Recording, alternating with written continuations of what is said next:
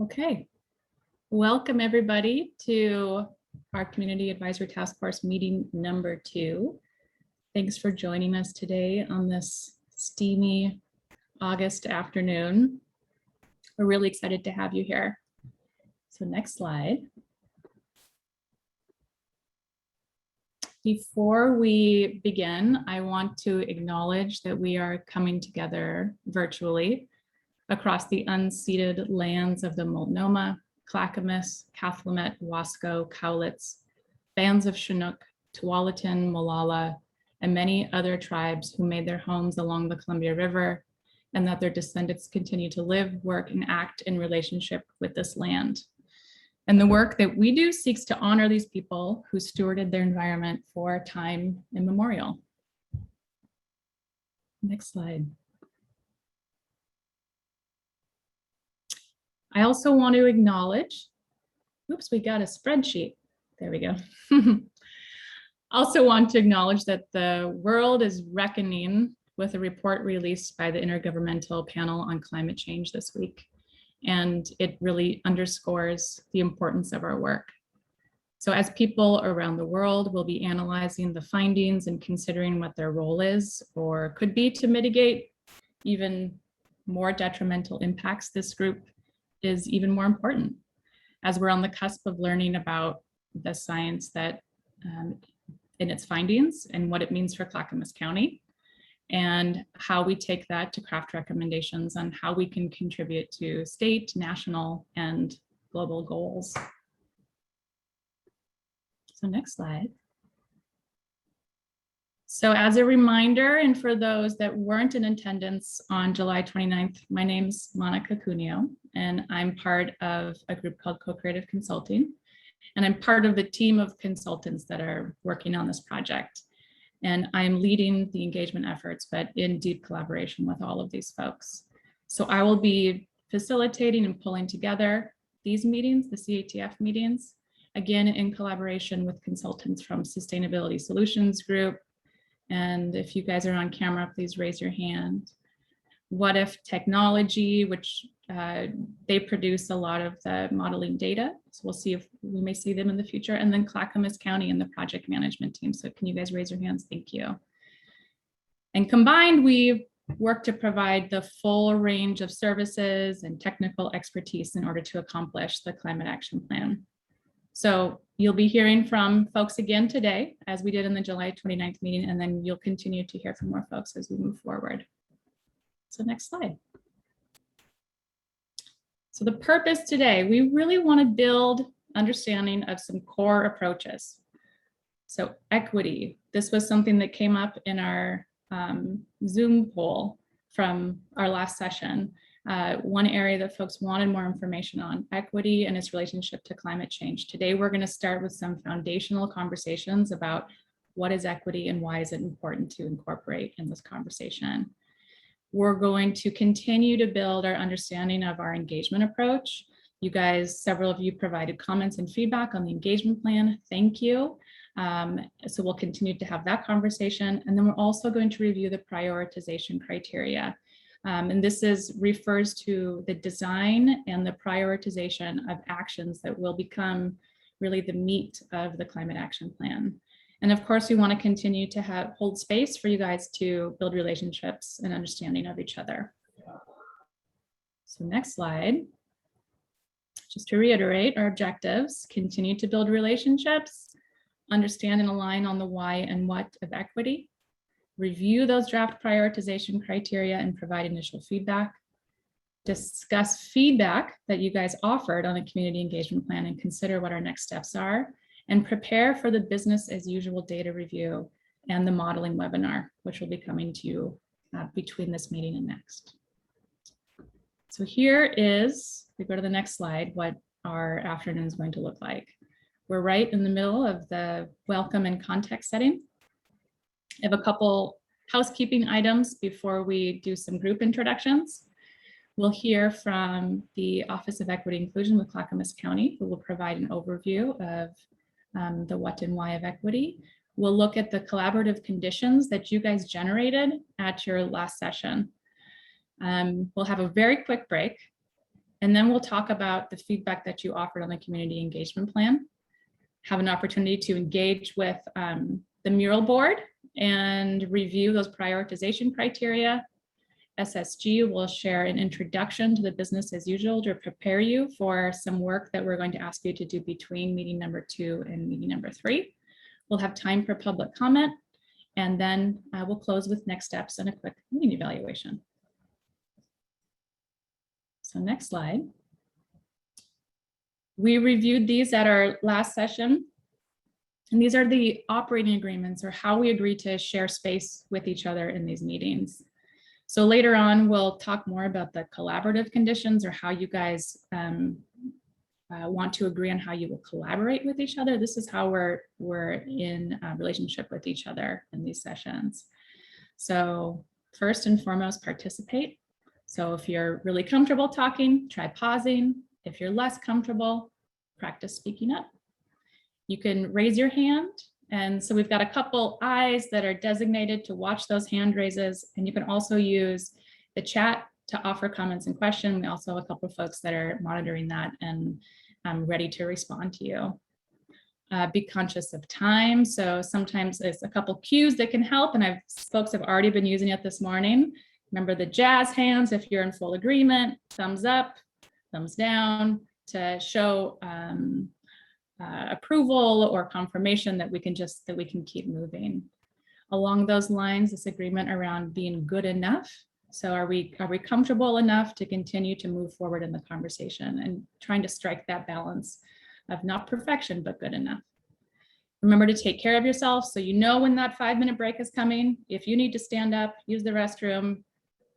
I'm in a very, very hot attic. I might need to refill my cold water at some point. Please feel free to take care of yourself so that you're comfortable and you can stay present.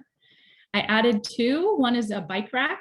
So if there's questions or comments that don't totally fit in with the conversation that we're having today, we are tracking those and collecting those.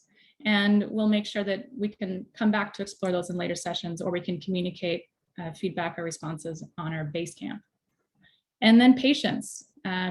So we're going to be adding this new technology, Mural, and we've got a couple more that we'll scaffold into future meetings. So please give yourself grace as you try to figure out how to work these tools, and give others grace as we are all trying these new tools and things together to make our virtual meetings effective and engaging. Okay, next slide. So as you might recall, in our last conversation, we brought up this idea around creative tensions, and this is something that we'll be referring to throughout our work together.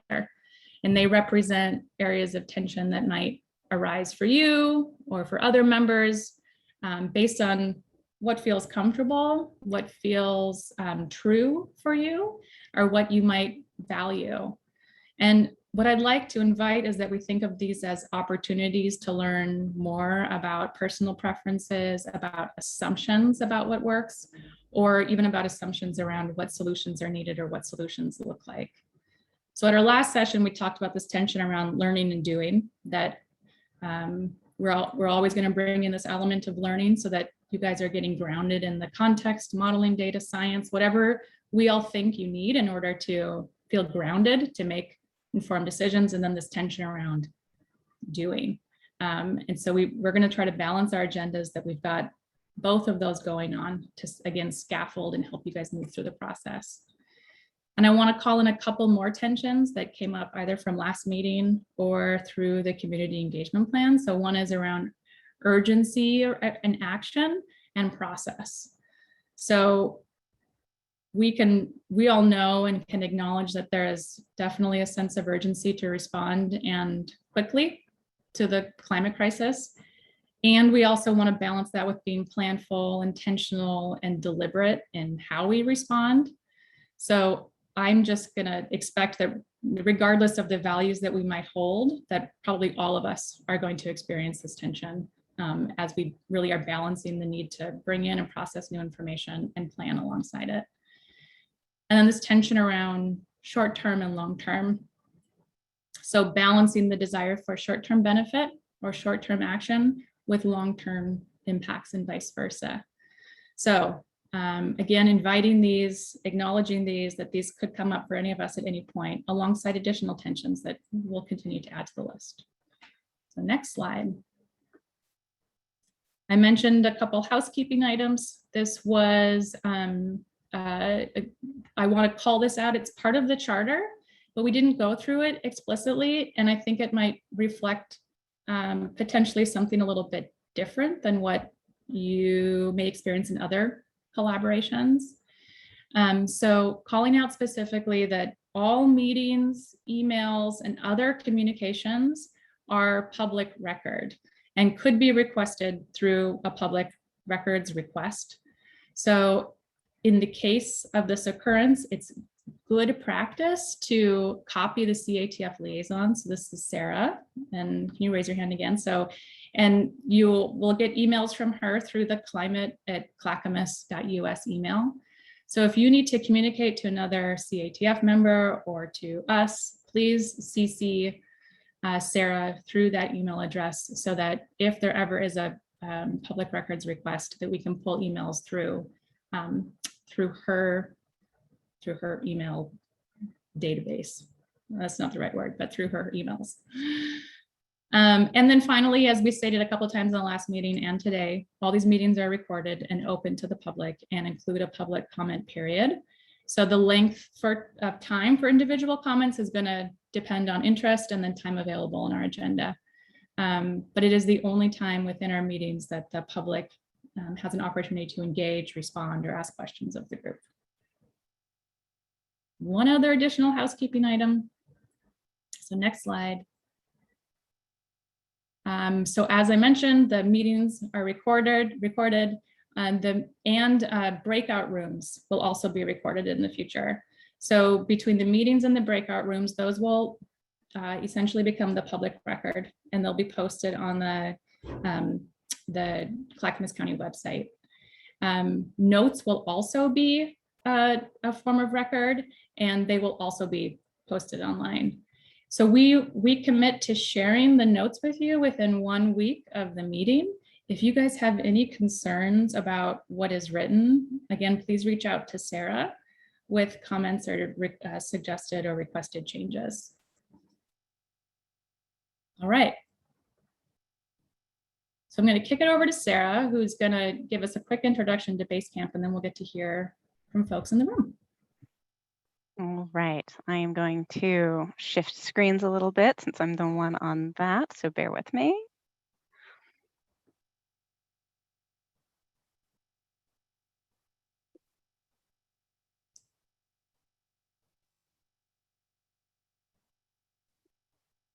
Okay, can everyone see BaseCamp on the share screen? Thumbs up, excellent, thank you.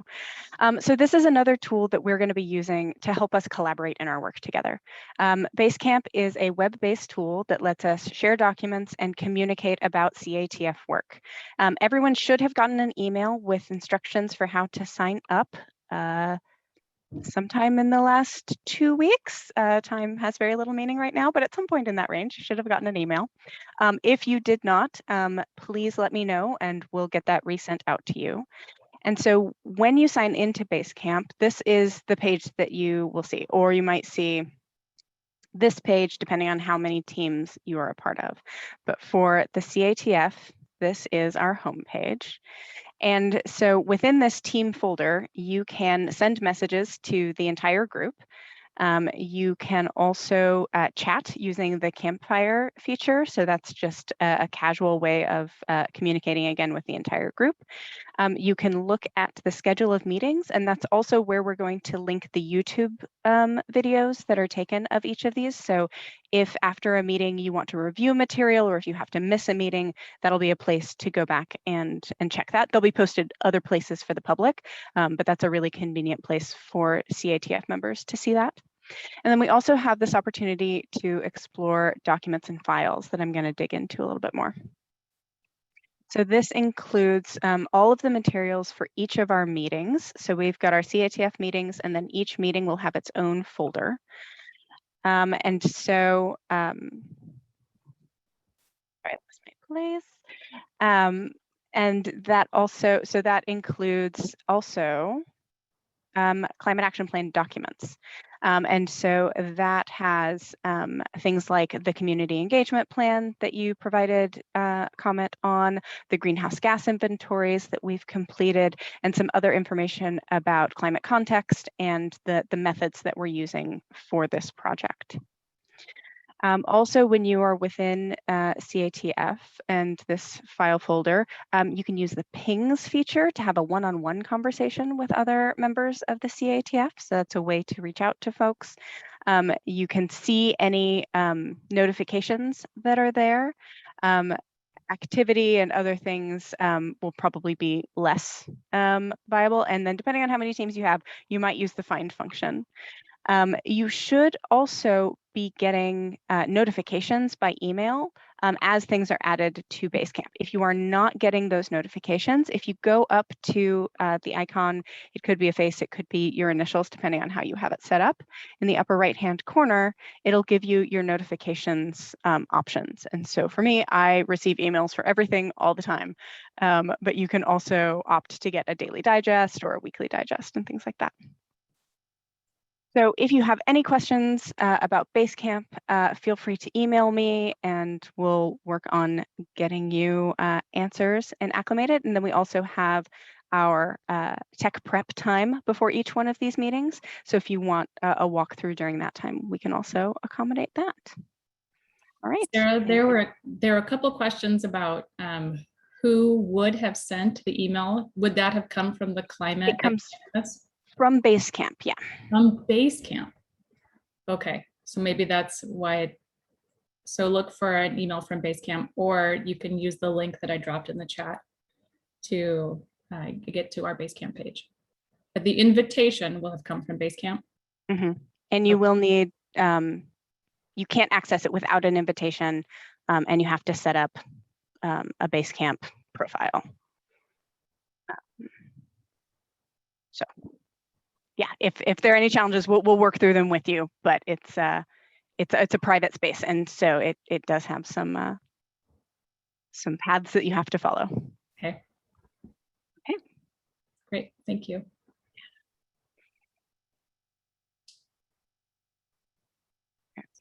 Oh no.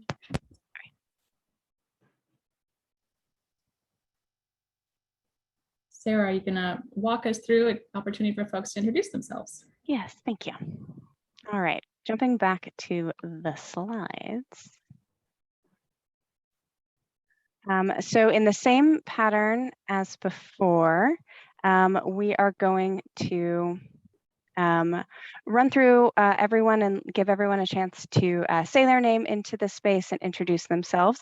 We're adding a bit of fun flavor this time, so including your name, your pronouns, your organization or affiliation, and also what is your favorite late summer fruit.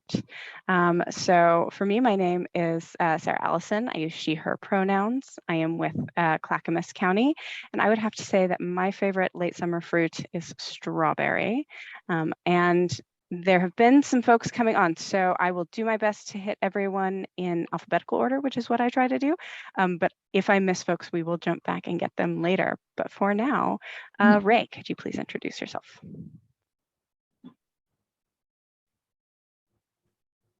You say Ray or Rick? Oops. Is it me then, you said? Yes, thanks. Okay. Ray Atkinson, he, him. I represent Clackamas Community College doing transportation planning. And favorite fruit, strawberry. Thanks. Bill Avison. Hi, I'm Bill Avison with Avison Lumber. I also sit on several committees for Clackamas County for Region 1 ODOT Act, and termed out of the Economic Development Commission on Clackamas County because they threw me off because I'd been there too many years. But I missed your last meeting, so I'm just probably going to have to catch up here. And I think raspberry would be my favorite fruit. Thank you. Thanks, Bill. Dave. Hi, good afternoon. My name is Dave Budby, he, him. I'm a resident of the Estacada Eagle Creek area, also on the board of directors of the Clackamas River Basin Council and the Clackamas County Farm Forestry Association, and They're all great fruits, but I'll lean toward the raspberry. Thank you. Nina? Hi there, Nina Carlson, Northwest Natural, and easily it's a Mary Hill peach. Excellent. Sally? Hi, I'm Sally Discipio, she, her, Clackamas Climate Action Committee and Earth Justice Advisory Council. And I would have to say figs. And just for everyone's information, Sally is officially taking the place of Linda Blue, who was originally selected for the Clackamas Climate Action Coalition because Linda is moving out of the country, as she shared with us last month. So we got an application from Sally, and we are officially transferring that membership. So welcome officially, Sally. Katie, Dunsmore. Hi, I'm Katie Dunsmore. I am with the city of Estacada. I'm a city councilor. I use she, her pronouns, and my favorite summer fruit. I have so many memories of picking blackberries and cooking with them, so I would say blackberry. Thank you. Laura. Hi there, Laura Edmonds, CEO of the North Clackamas Chamber. I'm also on the board of the Oregon State Chamber of Commerce as their incoming chair, and I am also on the Clackamas County Economic Development Commission. So thank you. And favorite fruit, gosh, I would say some good old blackberries. Thank you. Zach. Good afternoon. I'm Zach Hankin. I'm an energy and transportation consultant, and I live in Milwaukee. Thank you. And fruit? Oh, apple. Excellent. Lisa. Hi, I'm Lisa Kilders with Clackamas Soil and Water Conservation District. She, her, sorry. And my favorite fruit's a toss up between watermelon and cantaloupe. Julia. Hi, Julia Person, she, her. I am sustainability manager at Bob's Red Mill and peaches. Wonderful. Adam. Hi, I'm Adam Rack, he, him. I am with Cooper's Hall Winery and / Alex Alley Vineyard down near Malala, where we have a second production area. And I'd say watermelon. I can eat a whole one myself. That's my favorite. Jeff. Hi, Jeff Rubin, he, him. I have no organizational affiliation, but I teach at Oregon Tech and I'm a health department volunteer, prior geologist and emergency manager. And as far as summer fruit goes, it's all of them. All right, Bill Street. Bill Street, pronouns he, him. I'm on the Clackamas County Forest Advisory Board and nectarines.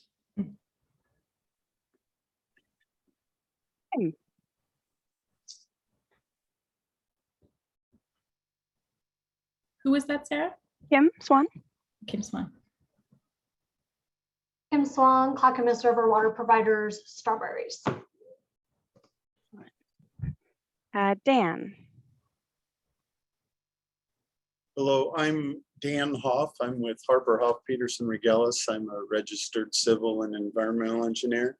I've worked on a number of Clackamas County projects, from parks to libraries to roads, as the project manager and engineer, and also a resident of Clackamas County. And I would say huckleberries would be my favorite. So.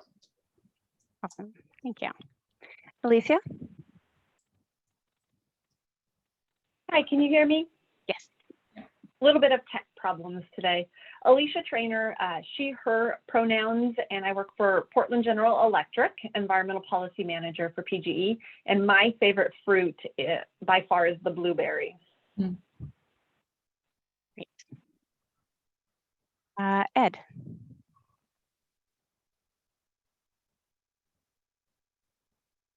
Ed Wales.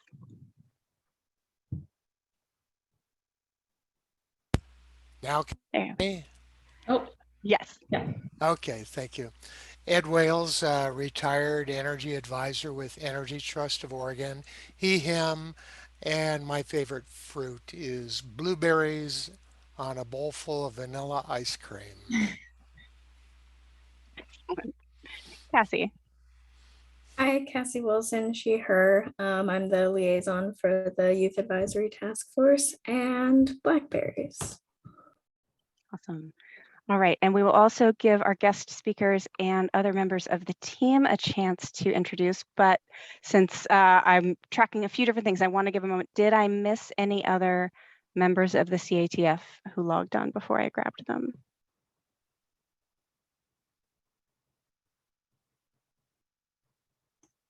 Okay. Catch me if I did, but I think we've got everyone who's here. We are missing a handful of folks today. So I'm going to start with our guest speakers. CeCe, could you introduce yourself? Hi all, I'm CeCe. I use she, her pronouns. I am with the Equity and Inclusion Office at Clackamas County, and I'm one of our Equity and Inclusion Program coordinators. Favorite late summer fruit, I am a sucker for raspberries, really love them, but I love all fruit, so it's kind of hard. Maria, your name says my name instead, but that is really weird. Okay, I probably signed in with your link. Yeah, my name is not CeCe. My name is Maria Magayon. My pronouns are ella, she, her, and I'm also with Clackamas County Equity and Inclusion Office. And I'm also a program coordinator, and I'm also the equity officer at Emergency Operations Center. And, you know, any kind of berry for me, but I would have to say my very favorite is Marion berries. Thank you both so much. Ellen. Hi, I'm Ellen Rogland, Community Relations Specialist with Clackamas County and supporting this project. She, her pronouns. And I'm going to really wimp out on this favorite fruit thing and say I really love a berry medley. Ideally with a little like lime sherbet to really make it even more special and refreshing. Fair enough. Katie Wilson. I am Katie Wilson, and I work for Clackamas County in Public and Government Affairs as well. And I use she, her pronouns. And I can't decide between a Rainier cherry or a peach. Nice. Dr. Present. Hi, I'm Dr. Sarah Present, she, her pronouns. I am the public health officer for Clackamas County. So I work with the health department, and there's huge impacts on public health of climate change. I'm also a family doctor at a Beaver Creek Center. And I don't know if it's late summer necessarily, but I'm a huge cantaloupe fan. That was like my pregnancy food. I would eat a whole cantaloupe every day, and I still love it. Awesome. Cheryl. Hi, everybody. It's nice to see you. Cheryl Bell, Assistant Director of Development for the department. I use she, her pronouns. I'm also comfortable with them, they. And for me, totally peaches all the way. I think I've got a problem. I'm probably going to have to enter peach recovery when this is over because I love them so much. Awesome. And Monica, I know you've introduced yourself, but we don't know your favorite fruit yet. No, and I also didn't introduce my preferred pronouns. So she, her, and I'm also comfortable with them, they. And I'm going to spice it up and say eggplant and tomato. All right then. And Jeremy. Hi everyone, I'm Jeremy Murphy. I use he, him pronouns. I am a principal with Sustainability Solutions Group, so we're partnering with Monica on delivering this plan and this process. I live in Vancouver, British Columbia, a little ways north of you, and I am partial to the fig. Excellent. Right. And I don't think I missed any staff, but if I did, please let me know now. Okay. Then now I will actually pass it off to our guest speaker. So I'm going to stop sharing my screen and make sure you should be able to share yours. And yeah, thank you so much for the staff members of our Equity and Inclusion Office. And I'll just let you take it away.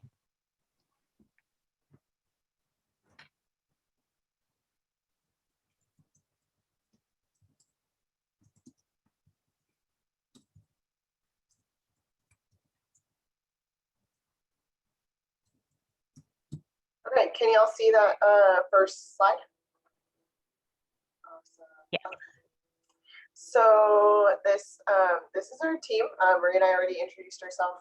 Martine Koblitz is out this week on vacation, but she's our equity officer, and she uses she, her pronouns. Maria, do you want to do values, or do you want me to do values? Go ahead and get us started while I fix my screen here, please. Okay, sounds good. Okay, so we want to start by talking a little bit about our office and who we are, what we do. So we'll talk about our values, our vision, and our mission. And we hope that you feel empowered to use this language in the work that you all are doing. As we say, EDI work or equity, diversity, and inclusion work belongs to everyone. And so hopefully this will give you some of that language. So our values are courage, compassion, connection, gratitude, and learning. We chose these all together because we really want to create a culture where folks feel like they can learn from one another and connect with one another, ask the hard questions, approach with curiosity, build bridges between each other, and can do that with empathy and understanding. So all of these, when we break them down, actually really connect with each other.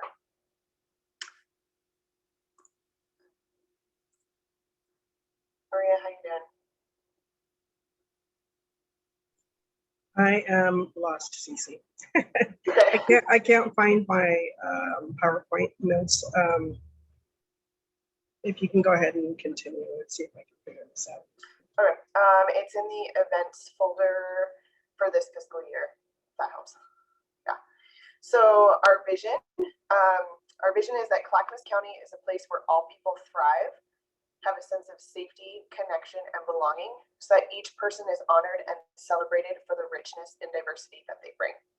So we think of our vision as what we call the horizon. So if you were to imagine Clackamas County at its best, what would that look like? And when we imagine that everyone has access to food and healthcare. Everyone has a home to go home to. Folks feel like they have community and that they can bring their full selves to that community. They feel a sense of trust, both in their home and anywhere in the county, so that there's belonging, right? And so those are just the few things that we would name. We could talk about the horizon for an hour, honestly. But when we talked about, okay, we want to name that our vision is going toward the horizon, how do we explain what the horizon is? So this is kind of how we explain our horizon, is that sense of safety, connection, belonging, and that valuing the diversity that we all bring. And then our mission, so how we get to that horizon, is we lead with a culture of learning and awareness about equity and inclusion by guiding, supporting, and collaborating with county employees and residents in order to foster welcoming communities and create greater connections where all people thrive and belong. So you'll notice that there's some repetition in our language, using our values and building our values into our vision and our mission. And so, you know, we, as folks come to us and they have needs, if we can support them, we support them in those needs. If they're looking to collaborate, then if we have staff capacity and that fits with what we're doing, then we come together and we collaborate with one another. And then that guiding piece, sometimes folks just want, like, here's what we have, can you help kind of, are we in the right direction, or does this make sense of where we want to go? Does it align with the work that you're doing? And so that's some of the ways that we kind of push and nudge a little bit, or ask some questions and folks kind of get to where they need to on their own. Any questions so far?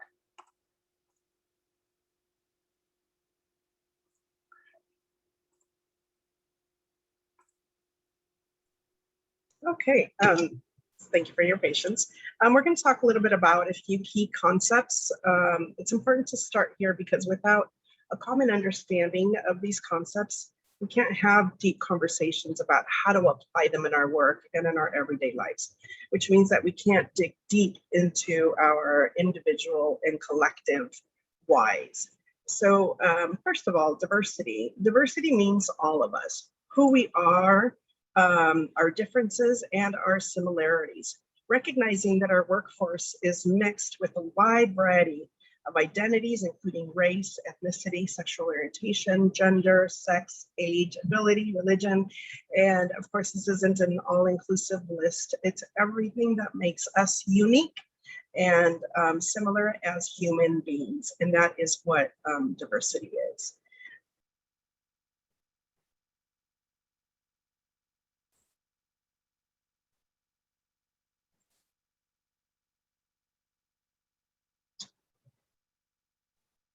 You're muted, CeCe.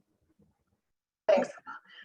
There's a question in the chat about how does the county's dark cable access project fit into the equity aspect of thriving?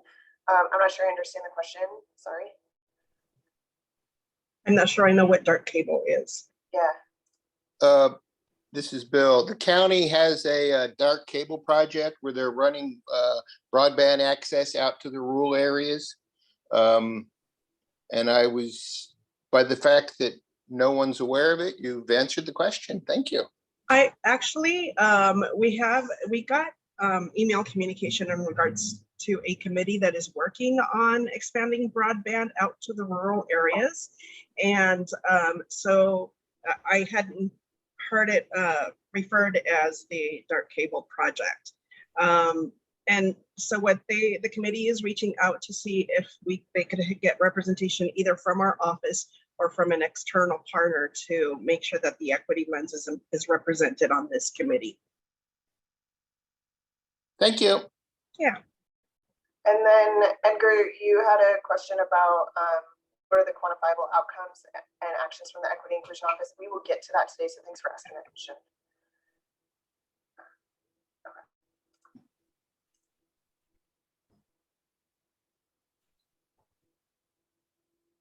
Maria, do you want to take this one? You want me to do this one? I can go ahead and go. So a lot of you may be used to hearing about equality.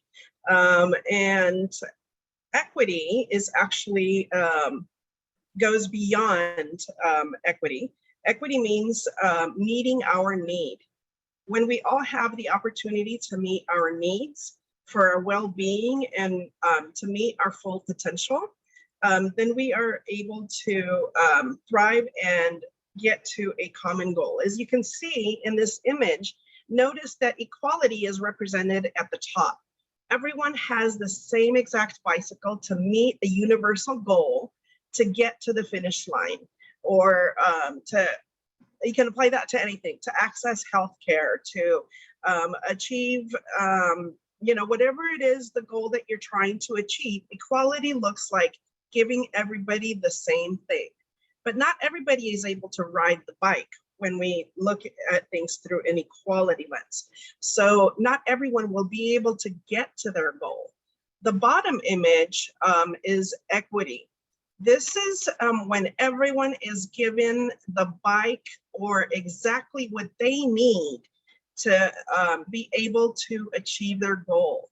So it's allowing everyone to get to the same universal goal by meeting their individual needs. And so that is the difference between equality and equity. And you can see that why equity is super important, and we can't just settle for equality. We are all differently situated, and so our needs are going to be very different. And that means looking at different approaches to reach a universal goal. So we have a video that we can show that looks at the concept of equity. We are going to do that.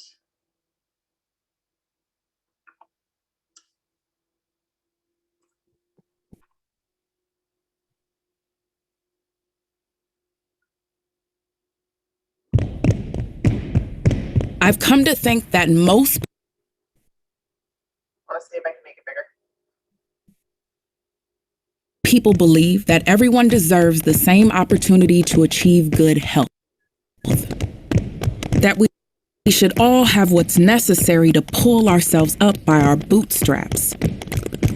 That we should all be given boots that fit. And that's when I learned the difference between equality and equity. See, one ensures everybody gets the same thing while the other ensures everybody gets the something they need. Take 3 neighborhoods. Each one is situated across from the grocery store. One has no transportation system and the streets aren't safe at night. One needs a boat to get there, and one is positioned a block away. Equality says, we hand them all boots and tell them to make do. One size fits all solutions for problems that require more than one resolution. But equity, the quality of being fair and impartial, speaks to access. Equity speaks to safety. Equity speaks to transportation. Equity speaks to understanding. Equity speaks to the actual human condition.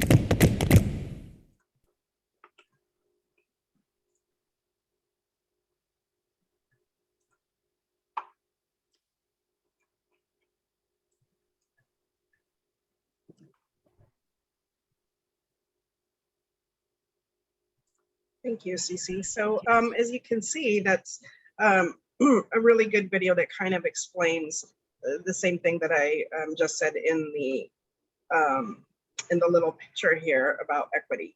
And definitely, like, if you guys, we have just a short 30 minutes. If anybody has any questions about anything, feel free to reach out to us. And we will go on to inclusion. So yeah, William, it looks like you asked us the assumption that equity will deliver equality. So the assumption is that equity will help everyone get to the same goal. And so that's kind of that difference there, is that yes, the idea is getting all to the same goal. If that's what you mean. And then yeah, thanks for posting the link. So inclusion, we think of inclusion as we belong.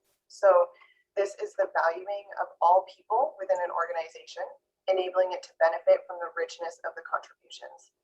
So it's actually about a process and a culture. So inclusion doesn't just happen naturally. We actually have to work toward a culture of inclusion. And that means, like, historically, we've heard a lot of folks say diversity, diversity, diversity, but bringing people's differences isn't enough. We have to actually feel valued for that. So notice that in the small circle on the left, the blue and red dots are outside this circle from the green dots. So that's showing the example of exclusion. In the small circle in the middle, the blue and red dots are on their own, and they're in a smaller circle that's separate from the larger green dots. That's an example of segregation. And then the small circle on the right, the blue and red dots are, they're in their own circle within the bigger circle, which is not quite there, that's integration. And then that big one with all the colors, they're all in the same circle together. And notice that the circles then pop, they're dynamic. And that's showing inclusion. So when we all feel included, we all, we're healthier, we do better work, we bring more ideas to the table, we're more ourselves, like we're a better version of ourselves when we feel included. And so that's showing that popping, that dynamic thing that's happening. So that's where everyone's thrived. That happens when folks are valued, when they're celebrated for that diversity, the backgrounds and identities and life experiences that they bring. And then again, inclusion is a process. So it's about co-creating a culture where everyone works together. It doesn't happen automatically, but it takes continual effort. This is also a great example of when you're thinking about community engagement, bringing people to the table, like in the integration circle, is having people show up and it's not quite complete yet. They are showing up to the table, but they are not getting that meaningful engagement. And true inclusion and truly engaging community members is making sure that they are contributing, making sure that we are giving community members leadership roles within a committee or whatever the business is at the table. So true community engagement is meaningful engagement, like the inclusion circle here as well. And then I'll show a video that talks about the concept of inclusion a little bit.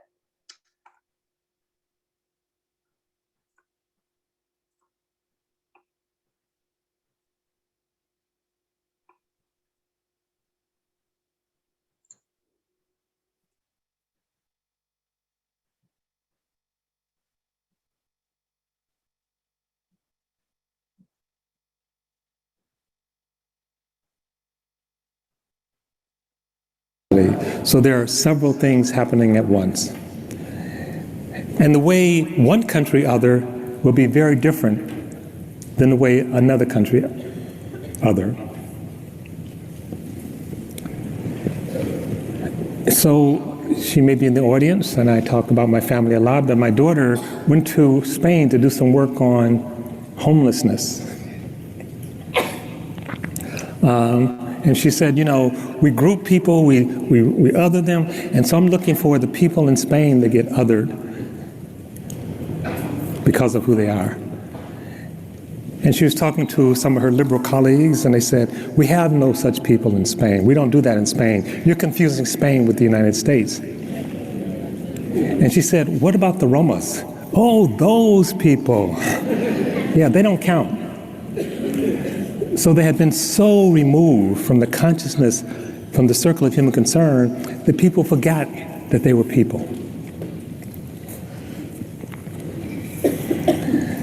And sometimes we think the way to deal with othering is saming. I don't see race.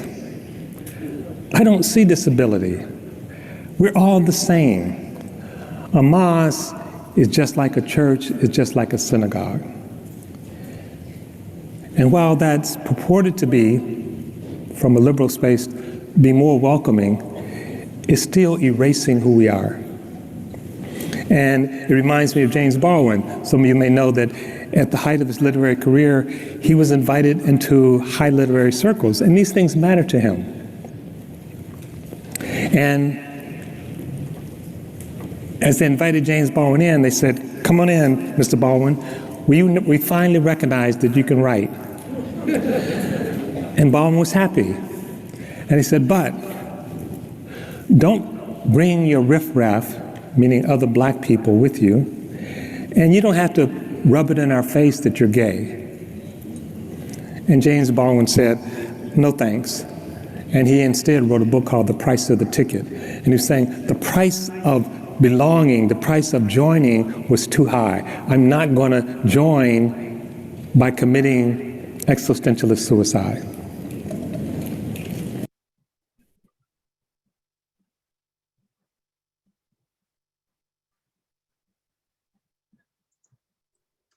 So that video kind of showcases, it talks a little bit about othering, which is the opposite of inclusion.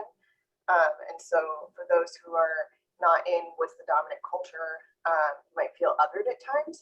And so he's saying the opposite of othering is not saming and just treating everyone the same, like in the equality part of that equity slide, but that it's really including everyone for their full selves, their full potential into the group. So.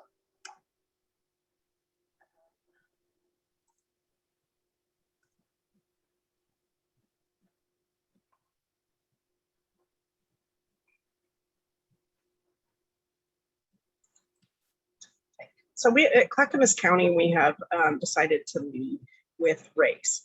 Throughout all our trainings, we hope that people are asking themselves asking themselves what they are bringing to your work, that they are bringing their why into their work. It's not just leading with race because that's what we're supposed to do, but really searching deep and finding the why. Why is this work so important? One of the ways that our Equity and Inclusion Office has brought our whys into the work that we do is by leading with race.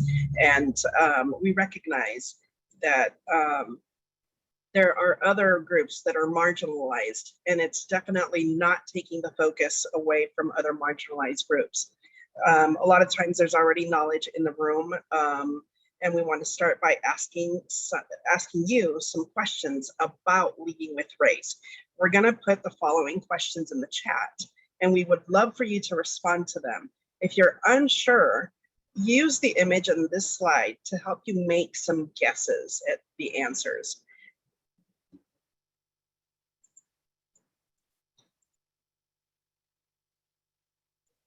Let's see. CeCe, are you putting the questions in the chat? Yeah, I put those Okay. questions in the chat. Great, perfect, thank you. So given, yeah, the questions are going to be in the chat, and then given what we've talked about today so far, what do you think it means to lead with race? And why would we lead with race at Clackamas County, especially in today's climate? Oh, Sarah, it looks like I posted to all panelists. Sorry. Here, let me copy over. Oh, now it went to you. Ah. Okay. So many screens and things to navigate. Thank you for your patience. Yeah, thanks. I'm not used to being a panelist. It's a different feel on Zoom. And then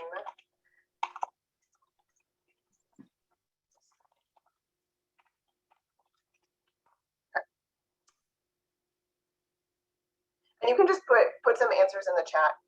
This is just like quick brainstorm because we know we don't have a ton of time, but just in some ideas in there. Like, what do you think leading with race means? And why would we do that? So yeah, to recognize the historical, cultural, economic, and social obstacles facing citizens. Thanks. Yes. Race impacts learned experience and perspective. Maybe just one more. Someone.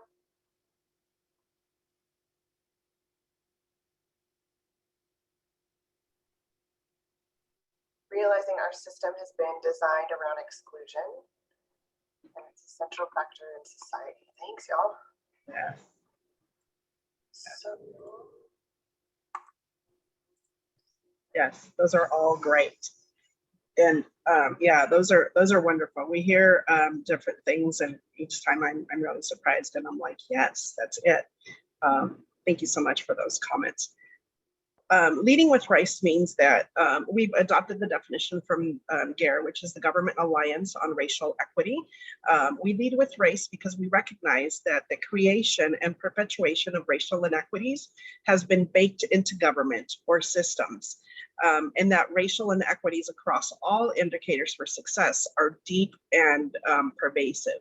We also know that other groups of people are still marginalized, including gender, based on sexual orientation, ability, age, just to name a very few. By focusing on racial equity, it provides the opportunity to introduce a framework, tools, and resources that can also be applied to other areas of marginalization. When we work to address the needs of the person that is most marginalized, we are in fact helping all other marginalized groups as well. So when everything else is common or equal, someone's race still dictates their success in all life's outcomes. And that's why we focus on race. So this is gonna dive a little deeper into what Maria was just saying. And Maria, I'm gonna summarize more just for time. Yes. But as Maria just said, like when we equalize everything else, race is still the factor that ends up putting folks at either more of an advantage or more of a disadvantage. And when we talk about those factors, we're talking about health, jobs, schools, civic engagement, public safety, as a few examples. And so basically it's like when all we pick this image as same storm, different boats, because we might all be dealing with the same, like an example, this would be the pandemic. We're all dealing with the same pandemic, but our resources and our tools might look different. And that might be different based on, do you have health insurance? Or where is the nearest doctor if you need something? Do you have access to transportation to get there? What access do you have to healthy foods, right? So those are all things that might impact your experience in the pandemic. There's plenty more than that, right? So that's what we think of, like, same storm. Pandemic is the same storm, right? But different boats. And so we have noticed that, I mean, we already knew this, but the systems that are failing communities of color are actually failing all of us. So for example, we know in COVID-19 at Clackamas County, our Latinx population was more, and currently is more, impacted than white folks, for example. And so there's this gap between white people and people of color, but the goal is not to just lower that gap, it's to increase success for all groups. And so when we put plans in place that that help one group in particular, we end up benefiting all groups.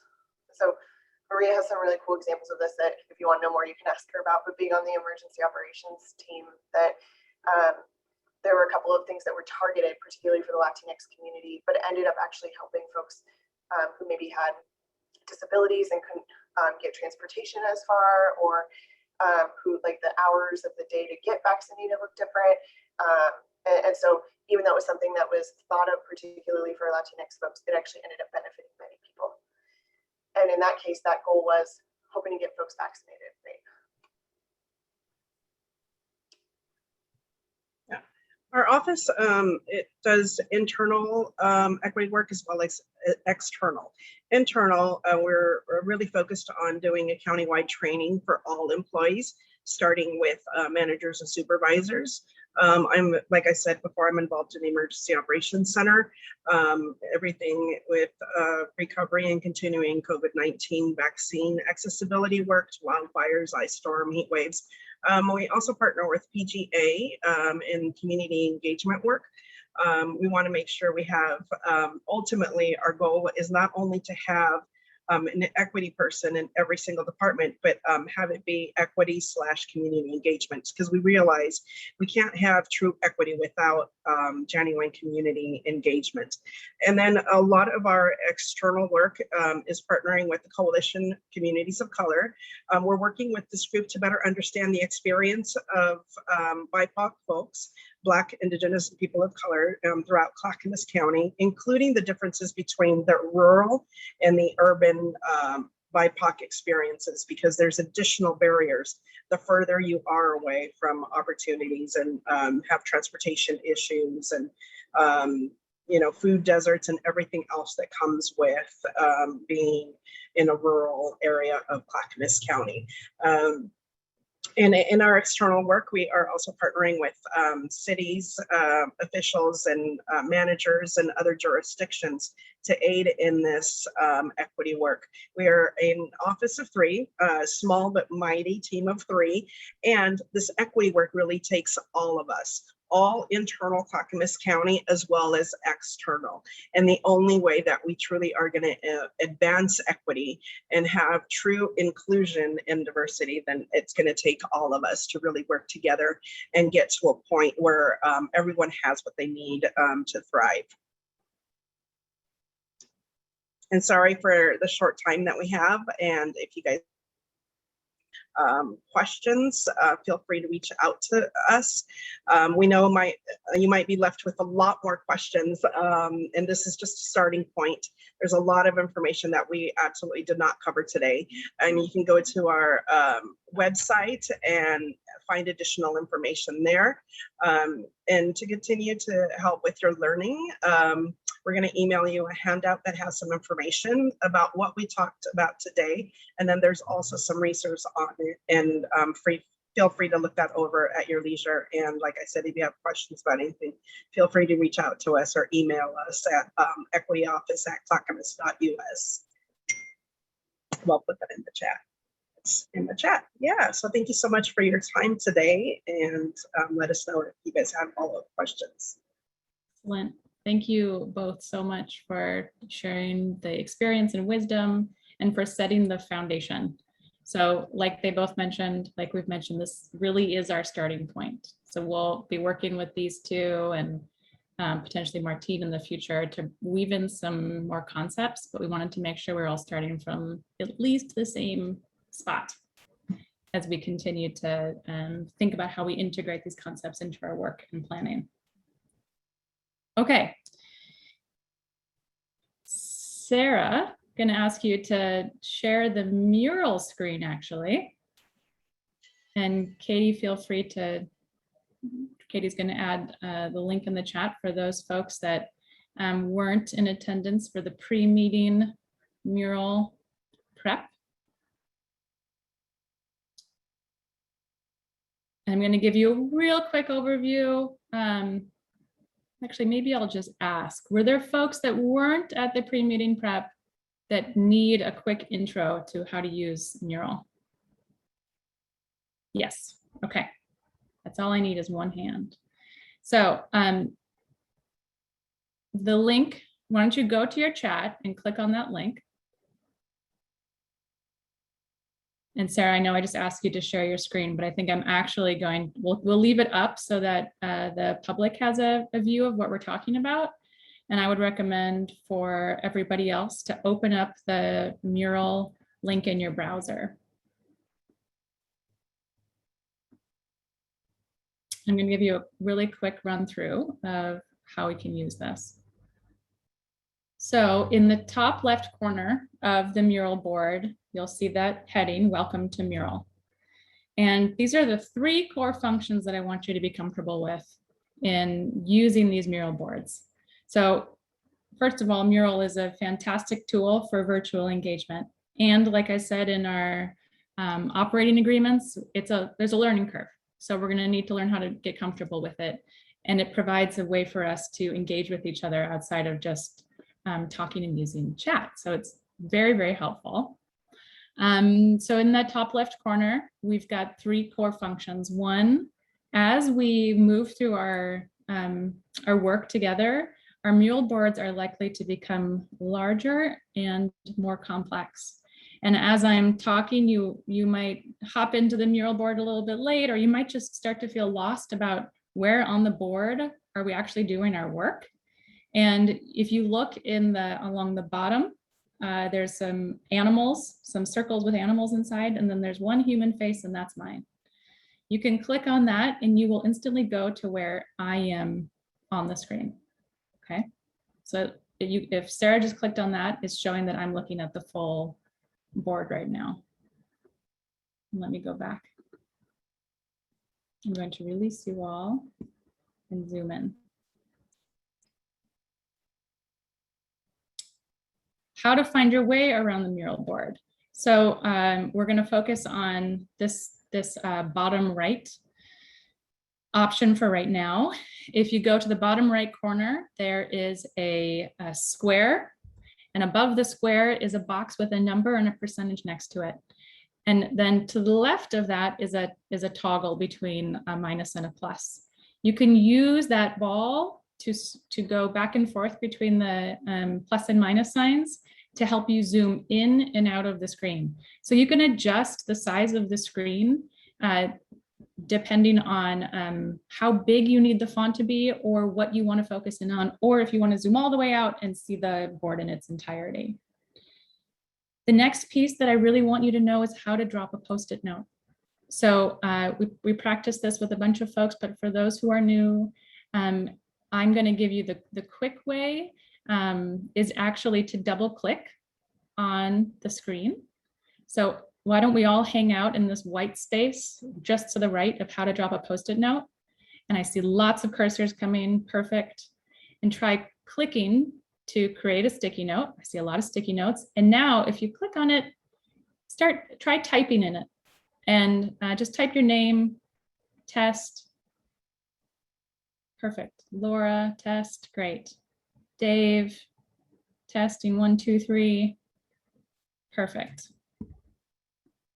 Let me go back to the screen. Is there anybody else that is there anybody on the screen that is not able to add a sticky note and to type into it?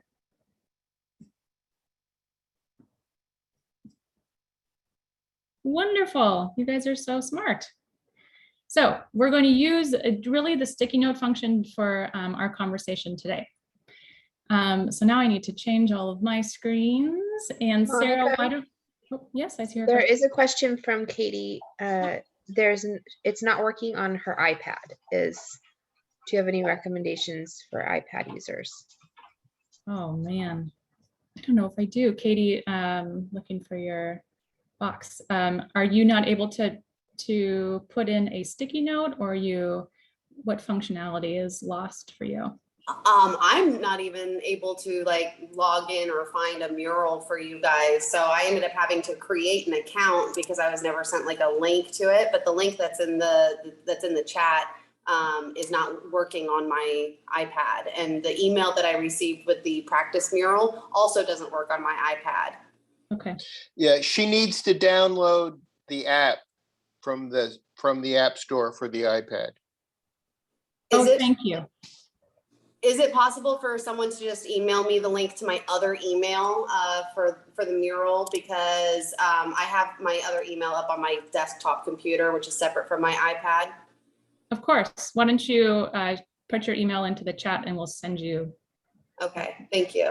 I have your other email. I'll do it. You don't have to. Thank you, Sarah. Everybody else feeling good? Feeling ready to try it out? Okay. So now we're going to move over to the right side of the screen with the table that says collaborative conditions. And as a reminder, you all generated some really wonderful content in response to this kind of broad question around what creates success when working with other people in collaboration. And so we took all of the material and ideas that you guys generated around values and behaviors and attitudes that we shared the deck with you guys if you are interested in seeing kind of the raw form, and we made a synthesis. So we looked for where were some of the themes and some of the strong ideas that we wanted to reflect back to you as agreements around how you guys want to collaborate. So we're going to spend, if we stay on time, we're going to spend 6 minutes and let's see how that feels. And I want us to just take some individual time to read through what's here and then use your sticky notes. If you have any comments, even if they're like, yes, this feels so important, or I'm not sure I can agree to this, or some text edits or other things that you want to reflect back to us so we can make sure that this feels like it reflects what you guys discussed. So we'll take about 5-6 minutes and let's give our mural a shot while you read through this.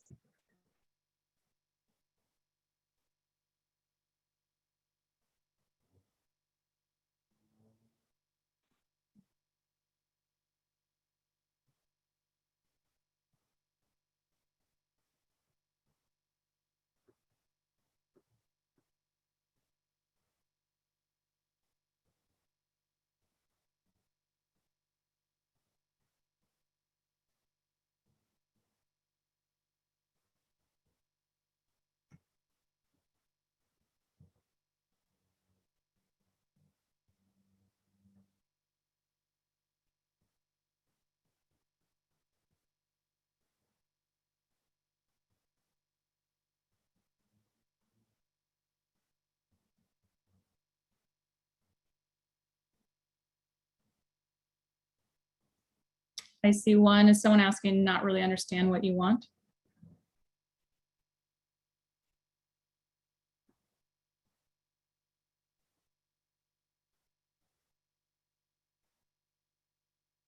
Good to me. I have no comments. So I think someone was mentioning that they don't understand what maybe I want them to do. The sticky is not complete. But what I'd like you to do is review what's here. And if you have any additional comments, suggestions, edits for you to be able to agree to these, then that's what I want to know.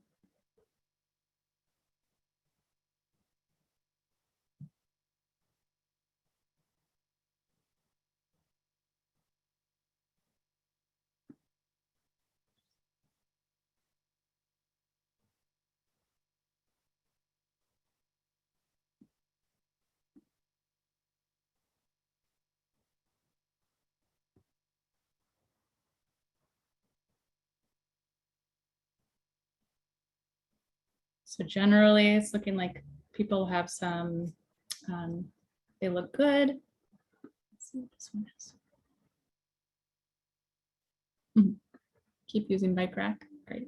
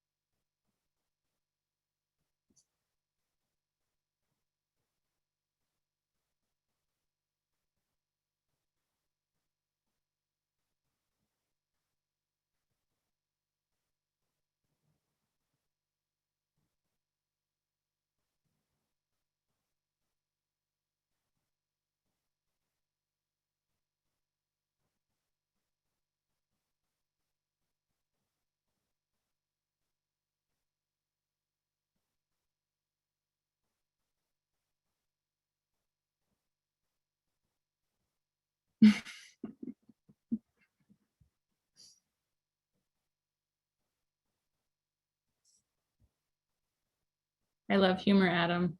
That was good. That's good enough. I don't mean to be stupid here. Are we supposed to be seeing other people's things? Because I'm not seeing anything other than the couple things I've written. You should be able to see other people's. There's not a lot of comments on here.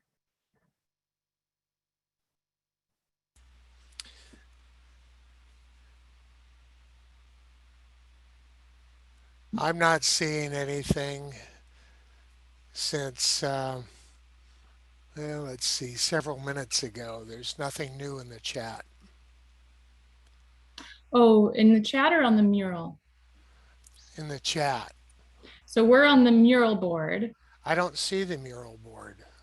Okay, so if you go into your chat, there's a link from Katie, and I'm going to repost it.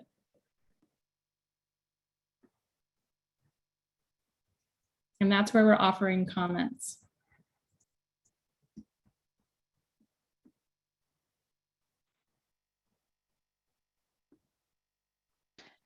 And I would just say, frankly, I'm uncomfortable doing it. And this is serious stuff. And I need much more time to think and put cogent thoughts together. I can't do this on the fly. With the collaborative conditions?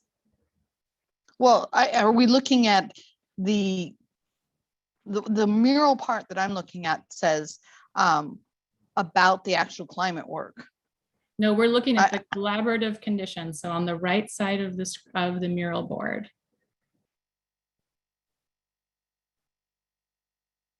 So we've got the themes that came up from our conversations last week about what makes collaboration work.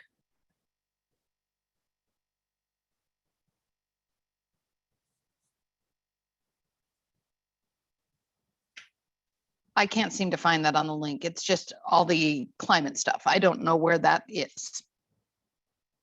So you're looking at, what do you see in the top left corner of your screen, Nina?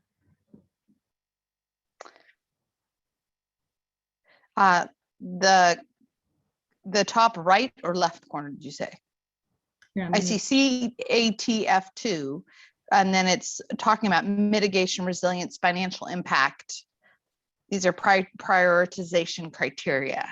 Okay, so move over to the right in collaborative conditions to the right of the board, and that's where we are.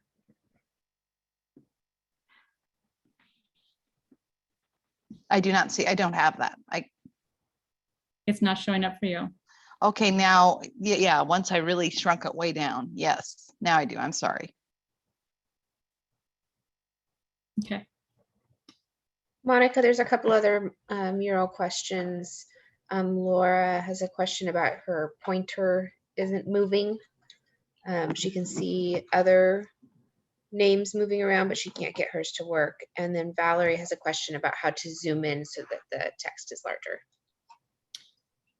Okay, so the Zoom piece I can answer, and maybe this will help you find your cursor too, Laura.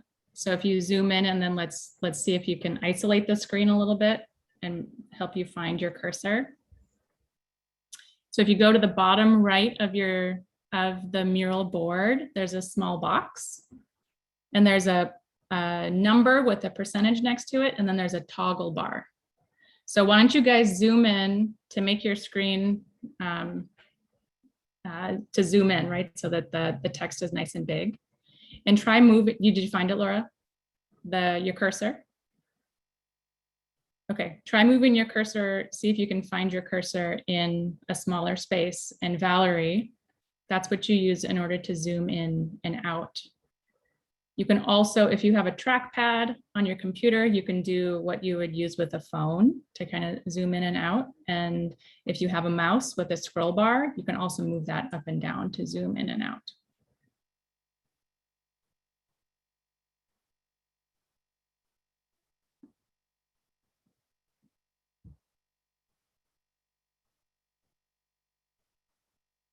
So I want to give you guys, oh great, Valerie, you've found it out. Okay, and Adam, yes, scroll with the wheel or pinch in and out to zoom.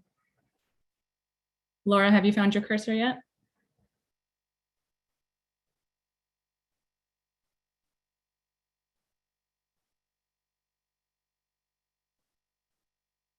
I want to give folks a chance for a break, and I'm happy to hang out here for anybody that needs some additional support, because we're going to be engaging with the mural board in another section of our conversation today. So if you need additional support, feel free to stick around. Otherwise, let's meet back here in 5 minutes.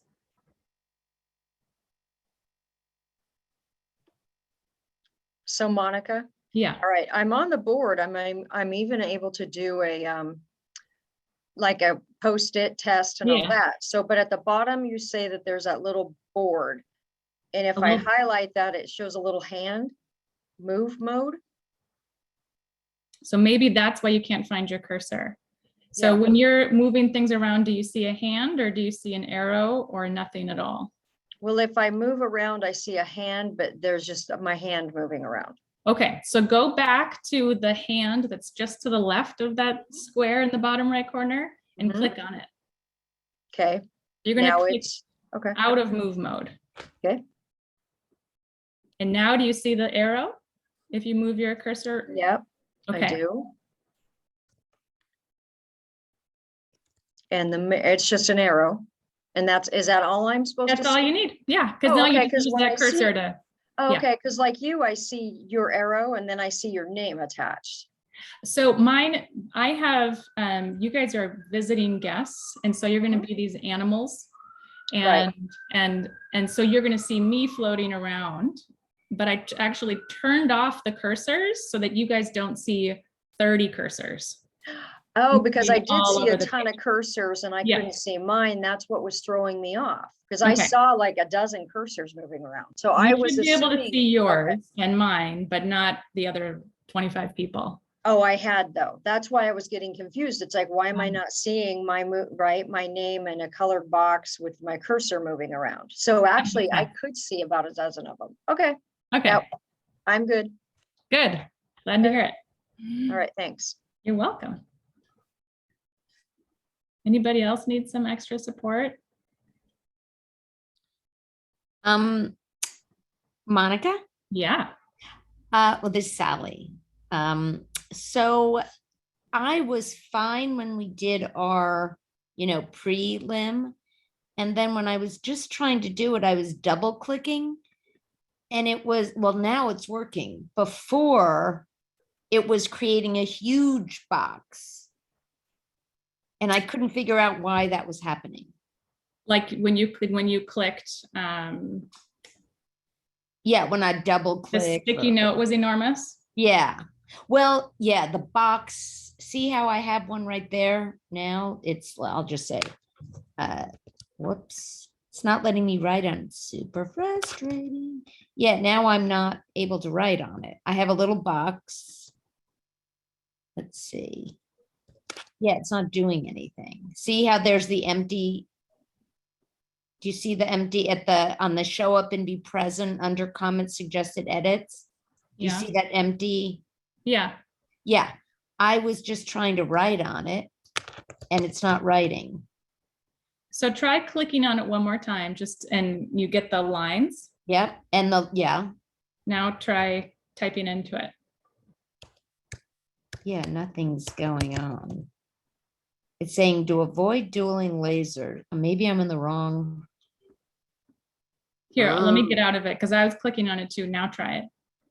Well, I've got the sketch mode on now. See?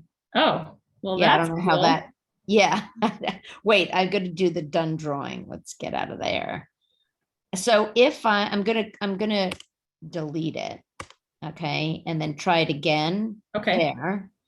And then I can just, you're saying I can just write on test. Yeah, out. there you go. But it's underlined. So why is that the case? That's just, you can, I'm not sure why it's automatically doing that. I've had that happen before, that somehow it's thinking it has a setting. So if you scroll over your sticky, a little toolbar will pop up. Yep, got It'll it. have like bold and actually I think it's, let me just look at it. I just have font size and go to that T.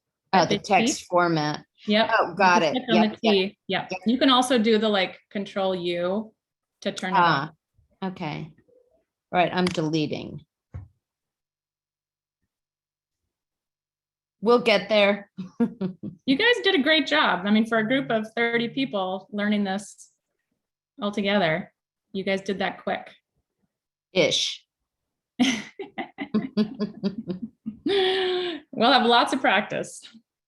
This was a low risk content to engage with.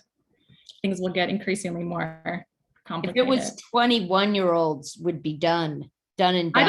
I don't think that's necessarily true. Really? I think you guys did a good job. I really do. Oh, Monica, it's always a lesson. You're for so me. supportive. I know. Coach Monica. Okay, now Sarah, we want to check in about what happened to your section, right? Okay. I think something might be happening with my version because your text is completely gone on my screen. Oh no. So that's what really worried me. Yeah. I'm going to refresh it. And the lines are all straight. So for me, the lines have shifted so that they are crossing through the text and some of them are askew. But I can't grab them to fix them. Because they're locked. Because they're locked, so I'm not sure So how they moved. Uh-huh. Okay, now the words are back. Must be the dark fiber in Clackamas County.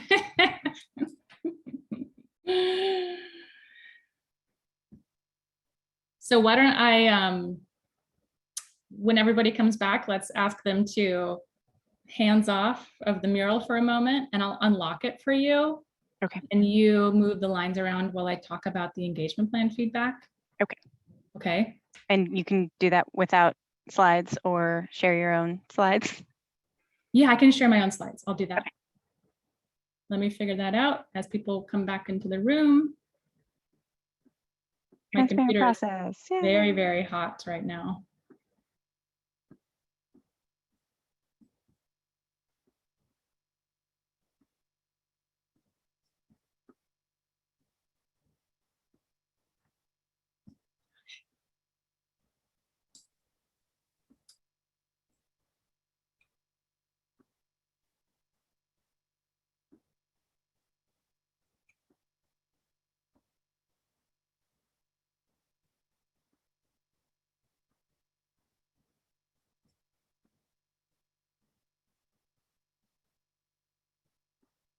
All right, folks, if you're hanging out off screen, please come back to the room.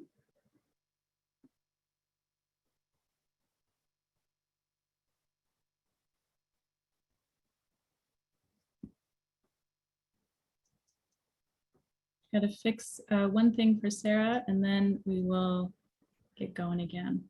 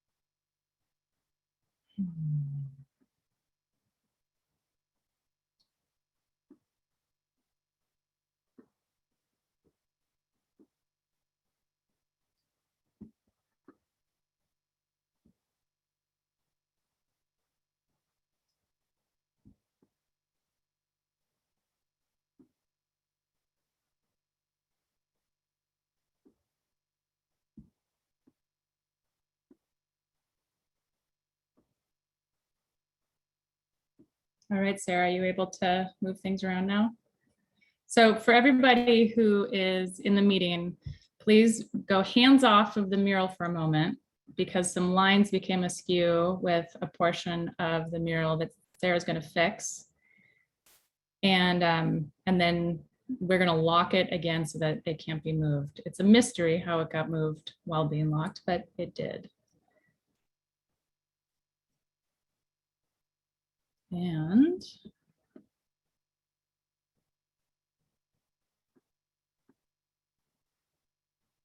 give me one moment, and I'm going to pull up this our slide deck.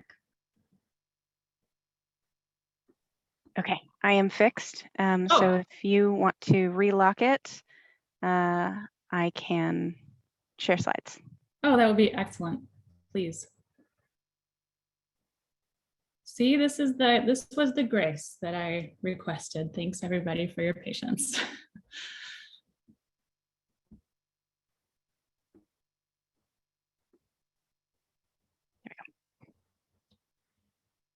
Okie doke. So several of you offered some really wonderful feedback on the community engagement plan. Thank you. It is already helping to strengthen what is there. And we're going to talk through some of the question themes that came up. And following this meeting, when we send out some of the documents and materials from our conversation today, we're also going to provide detailed responses to all of the questions that were offered.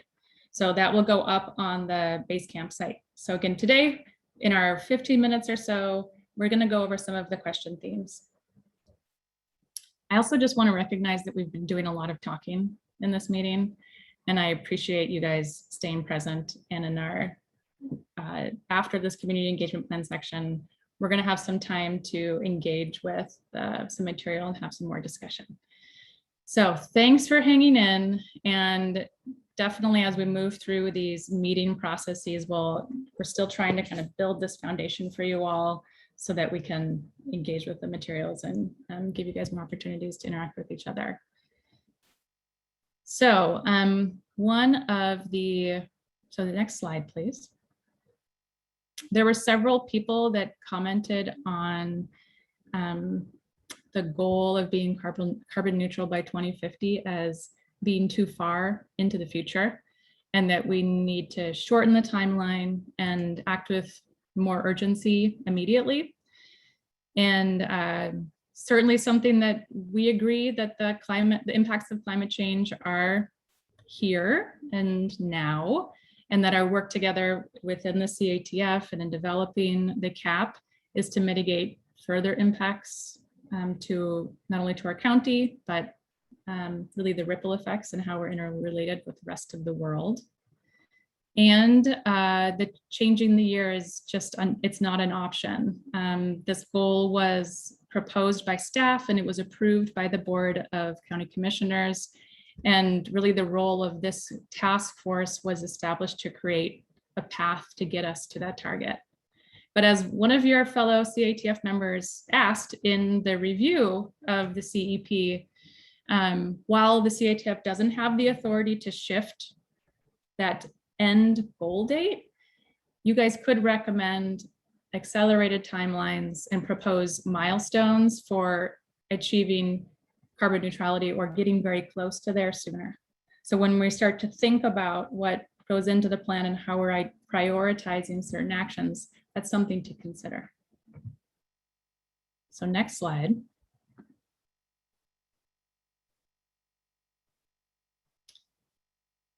Another person asked about accessible documents, and I love the sense of eagerness and this desire to read any research that has been, and data and information that has been created to date. And then also a review of the timeline for any documents that are not currently available. So what we did in response to that is post everything that we currently have that helps build your baseline understanding, current greenhouse gas inventory, and other information on BaseCamp. So anybody that does want to read through that, please do. And also know that we're deliberately building and scaffolding the process and giving you guys the information that you need in order to make decisions as we move through the process together. We want to balance that tension around access to information and not overwhelming you or having too high of expectations of what you will engage with, at least right off the bat.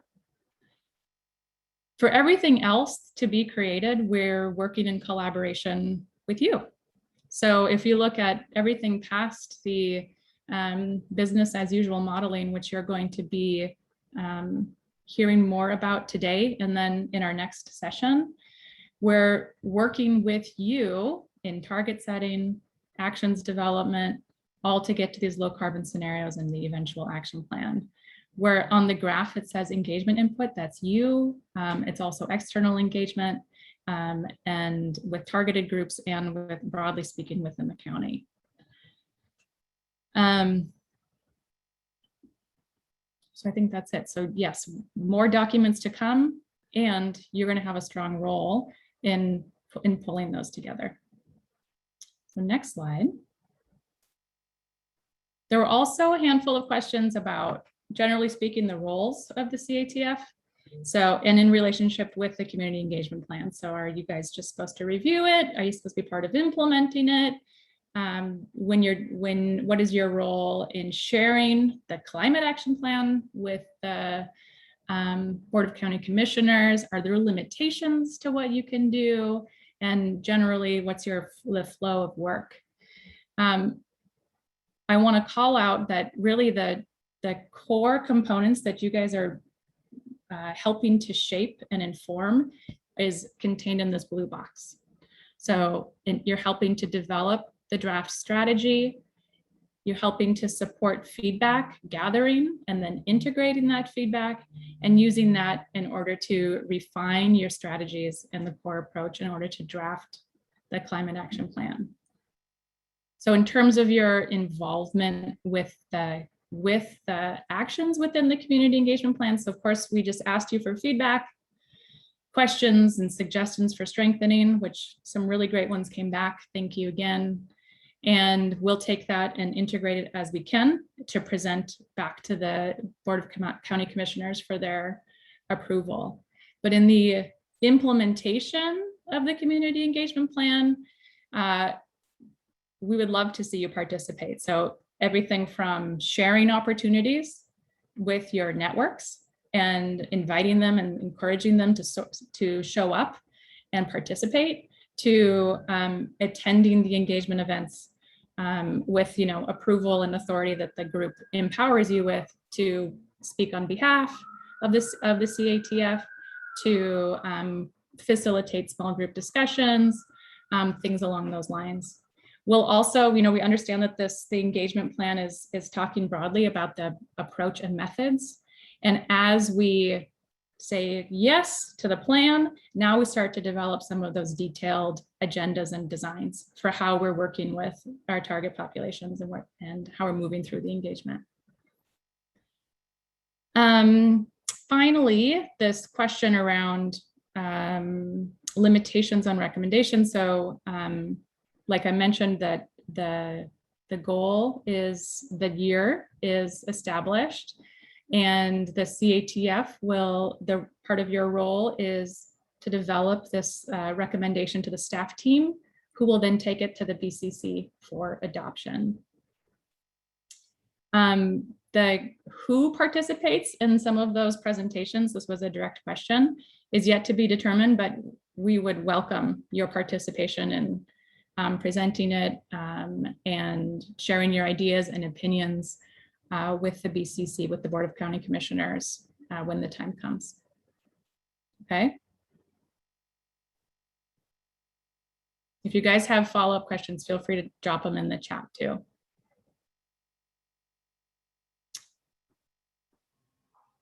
There is one question from Sally.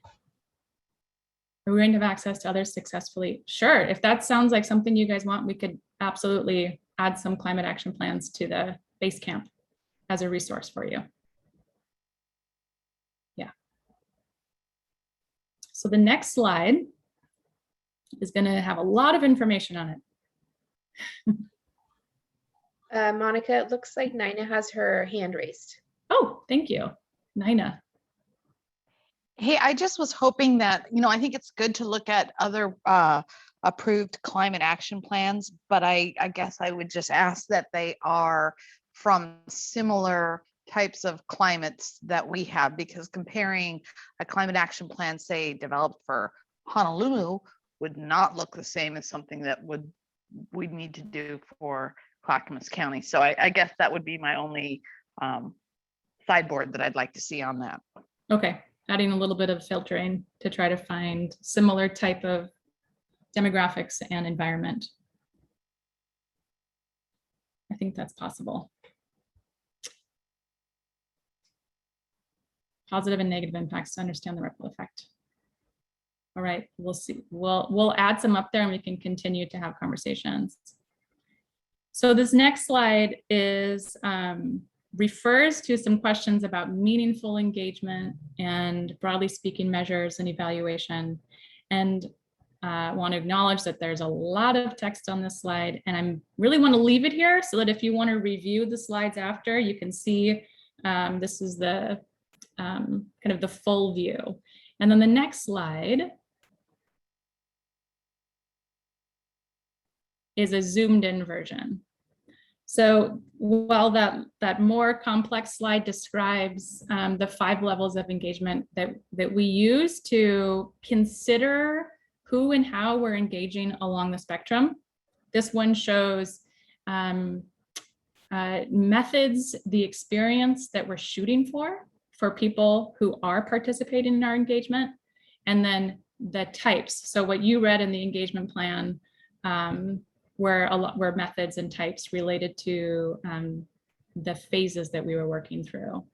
So you'll see that we do have some one-way communication occurring through e-newsletters, social media, websites, where we're sharing information out.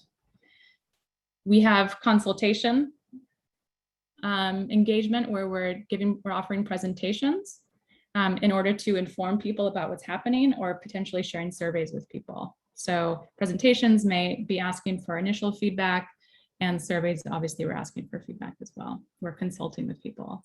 Level 3 through 5 is where we're doing more of the two-way, more in-depth engagement with people. So level 3 being that we're holding focus groups with priority populations, which we'll be in conversation with you about who some of those groups are. And we're holding these cross-sector community discussions in order for people to understand the why and the approach, and to give us meaningful feedback on the strategies that we're coming along with. We're at the level of collaboration and empower is with the CATF, right? You guys are our core group of folks that are going to be informing and responding and creating and designing the strategies in consultation and in involvement of the broader community, and that alongside the Youth Advisory Task Force as well. We're also engaging a city subcommittee and our rural key communicators group that will be, particularly the rural key communicators group that will be helping to shape the engagement approach with the rural community, and the city subcommittee that's going to be in conversation with us about how the CAP can interact with city level plans. So I see a couple comments here. To be equitable, your level 1 communication should include non-electric communication. Right, and Lisa, this was one of your comments on the feedback from the plan, right? Newspaper, direct mails, things like that. That's correct. We know that there are a lot of people out in the areas that are, out in the boondocks that actually, they don't have good internet. They don't have, some of them are older. They don't use Facebook. They don't use email. They don't do any of that. And so they're totally left out. Okay. Okay, we will take note of that. Thank you. And I agree with all the notes on comparable plans. Okay, so Sally's asking for comparable to the county plus other plans. I think we can meet those needs. Youth Advisory Task Force, great. So yes, Nina, in multiple languages too. So let's actually move on to the next slide. So there were a handful of text edits to improve what was there, which is great. And I think we'll work with what was offered to make improvements. And then of course, those have ripple effects in how we actually are doing the work. We also added the racial equity lens. So some folks asked for that. So that's going to be in that document on BaseCamp with all of the responses. And also wanted to highlight a few other ways that we will be working to integrate equity into the work in partnership with the Equity and Inclusion Office, with our partners at Sustainability Solutions Group. And I know that there are several folks actually within this group that are very knowledgeable around just transition framework, target universalism, and leading with race. So again, what we learned today was the kind of the launching point for saying we are integrating equity into this work, and we will continue to build on that foundation together. So last slide, and then kicking it back over to Sarah so you guys can review the criteria. So measuring and monitoring. The slide looks heavy, but this comes straight from the CEP, from the Community Engagement Plan. So you guys get a sense of here's what people were asking questions about. And there were a handful of questions about how do you measure meaningful engagement? And how do we measure our success on something that's really subjective and pretty qualitative? Particularly when some of the measures here are kind of process oriented, so how many people are showing up.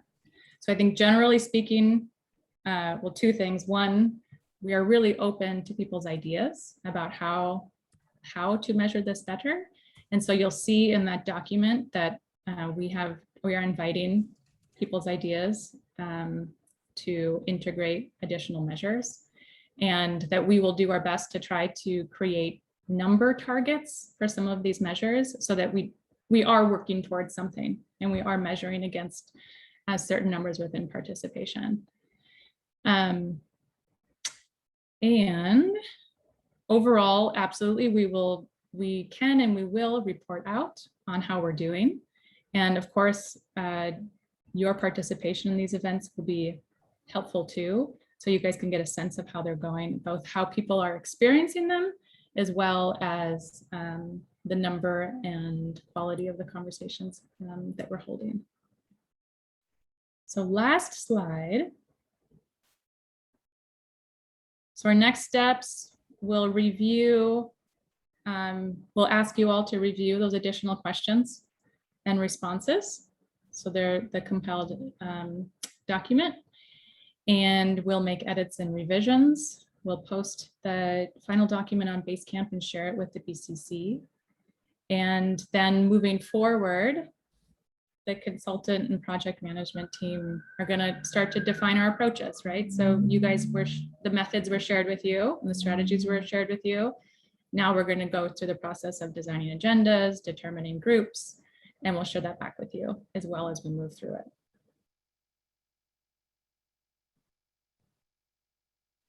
Any last questions? Any comments about what was here? Julia put one in chat. Looking at normalizing some of the measurements. Great, thank you. Thanks for that recommendation.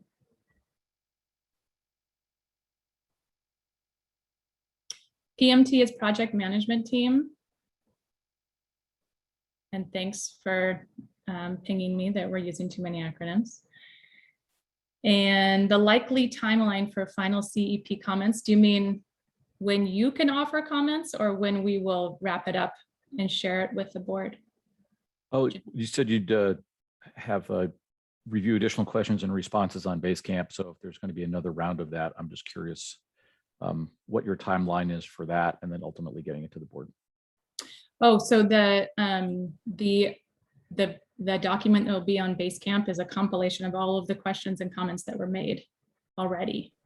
So there's opportunities, you guys offered opportunities to strengthen the document, but we're closing the door for major feedback on the community engagement plan so that we can share that back with the BCC.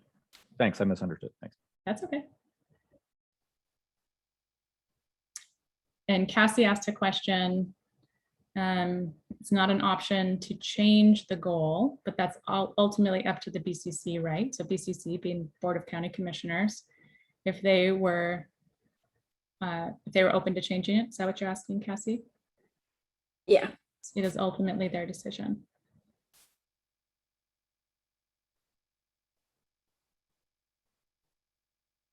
And Ray asked if it's feasible to break down engagement by % of engagement from geographic areas like urban, suburban, and rural.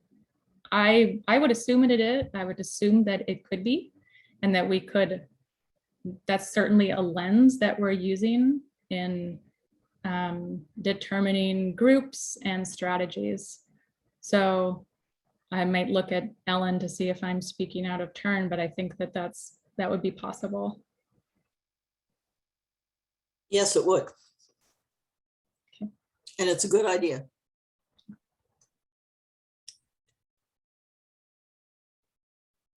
Ed, do you have a question?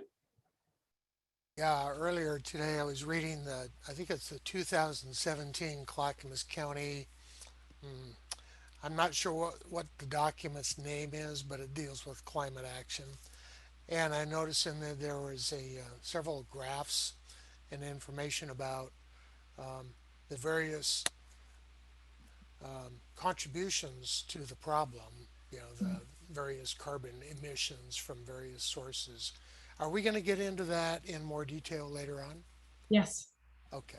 Yeah, in fact, that's a great segue into, well, we're going to talk about the prioritization criteria, but you're going to hear a short prep from Jeremy with SSG, because at our next session, you guys will learn about where those heavy hitters are and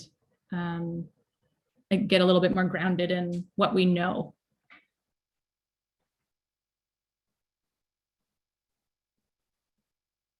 And will this be crosswalked with the governor's executive order? Do you mean the community engagement plan?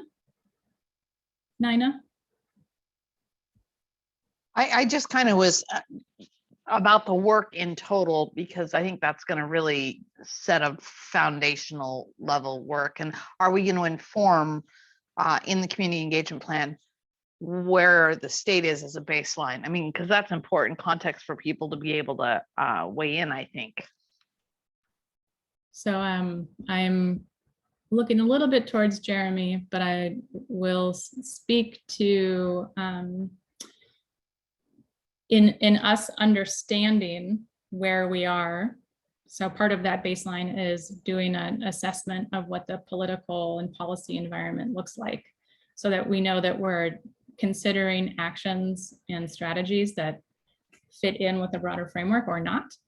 And it will also be something that we ask all of you to bring into the room, given the context and content knowledge that you have, so that there may be areas where you guys are very deeply informed that you can, to help bring up the knowledge and context for the rest of the group.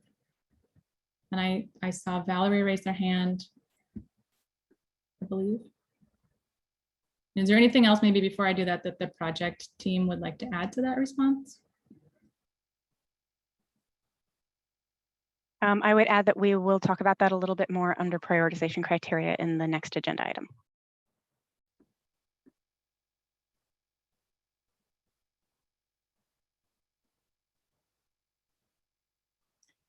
Okay.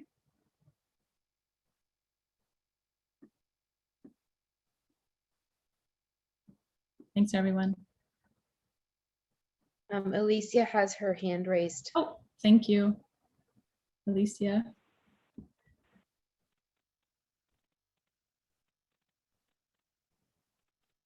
If you, oh, we can't hear you, Alicia. Okay, can you guys hear me now? Yes. Sorry, Zoom is not PGE's preferred platform, so I have to use my personal computer and then I have to call in on my phone. So there's like multiple unmutings going on. So sorry about that. No problem. I just want, there was a conversation about kind of state policies, and a very important policy passed this last 2021 legislative session called HB 2021, which calls for 100% clean electricity by 2040. So if there is an opportunity, I would be happy to discuss that legislation and PGE's goals to meet that legislation. Electricity is usually a pretty high emitter when you're looking at inventories, but there is a plan and we're now implementing that new legislation. So I just wanted to offer up my services to walk people through that, or if anybody has any questions on the recent legislative session, I would be happy to help through that process or answer any questions. That's awesome, Alicia. Thank you. And Thanks. That's exactly why you all are here, right? Because you each make up an aspect of the cosmos that's happening in the area that can help to bring in your expertise and knowledge and create that full picture. So thank you. Perfect. Thank you. Thank you. And I just had one more question about, because this to me is a very big deal about educating the public. I mean, I know we're going to be seeking their feedback on things, but I think we'll get more valuable feedback if we're providing them a base level of understanding, because this is some complex stuff. Feedback for providing them a base level of understanding, because this is complex stuff. You were kind of in and out, but I think you're making a comment that that education is important in order for people to have enough baseline to be able to respond.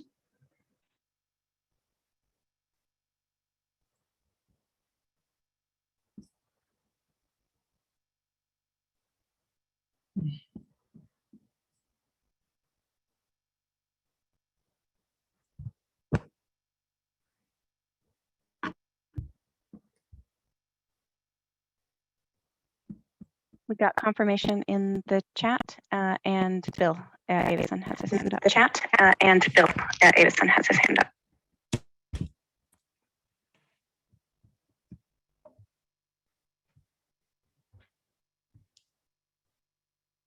Did we lose Monica? Can you guys hear me? Yes. Am I up for a question? Go ahead, Bill. And I think it's been mentioned in different ways several times today, but is there any steps in this whole process to communicate with particularly the three other counties in the region? Well, there's more than that, but you know, if you bring in Hood River and so forth, to coordinate what's going on. I mean, this process is great if we get it all set and then the other counties don't do anything, because as we all know, we all share the same airshed. And so I'm just curious to know if the similar process is happening in Multnomah or Washington or south of us or east of us.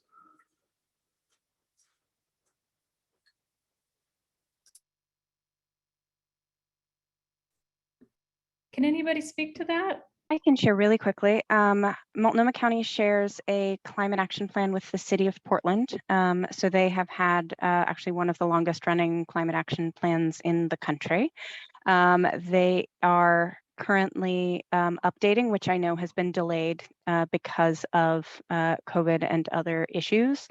It was originally slated, the last plan was in 2015, and I believe 2020 was their expected update. I don't know where they are in their process just now. I also know that Washington County is considering a climate action plan, but I do not know if that plan is expected to be a community plan or if it's focused on their operations as an organization. I think they're still working through that process of what their boundaries are going to be. As you mentioned, Hood River has a climate action plan that is really focused on energy and energy resilience in particular. So one of the issues is that county level plans are relatively rare in the climate action space. They're much more likely to be city level plans. And even when you take on a climate action plan, there are a lot of different ways to sort of set those boundaries. And so there is certainly communication between the folks, but not the sort of close coordination that I think you were talking about. And I would just add that a lot of that is based on counties don't have as much regulatory authority. And a lot of the climate action plans are city-based.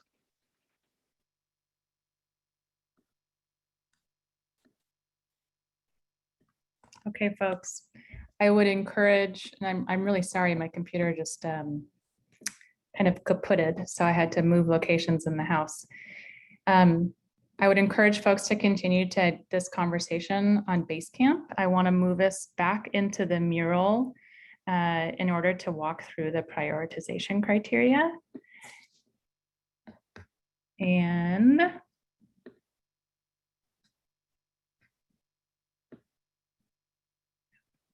it looks like the prioritization criteria got unlocked again and is badly askew again. well, I'm seeing it look nearly okay outside of the questions, comments, and suggestions. And there's lots of activity covering it up with things. Folks, in this, oh, good Lord. In the spirit of grace, let's take 2 minutes and let Sarah and I huddle and fix the prioritization criteria. And please don't attempt to move anything so that we can get it back in its rightful place and lock it again. So feel free to take a step outside or check your email, and we'll call you back in just a moment.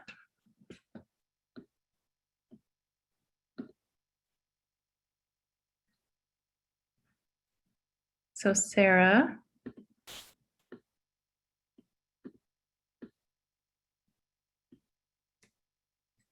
What are you seeing, Sarah?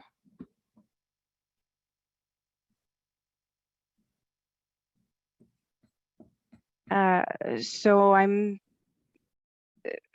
seeing lots of lines having been moved and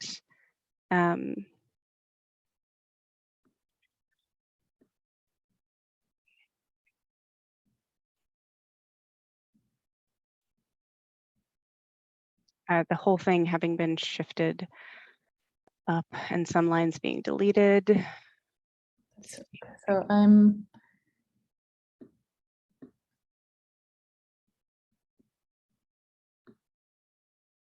going to let you move it. Okay. We're not moving over each other.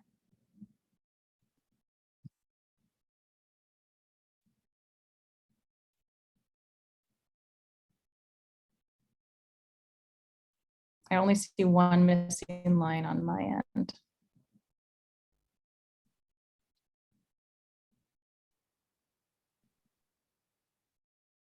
Okay, if you can lock that. That's not quite right, but. Wait, you tell me when.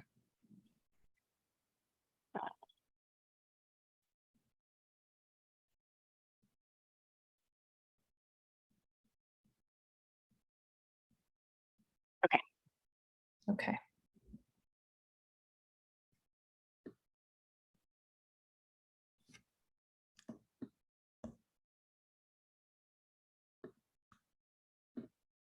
Okay, you want to test it? Okay. Oh, how? And it's not locking everything. So I'll go one by one.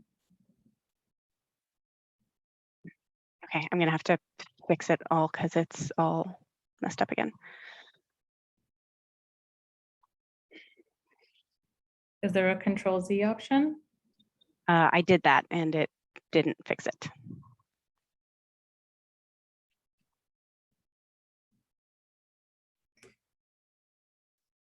What about if we remove the lines? Yeah, we probably don't need the lines.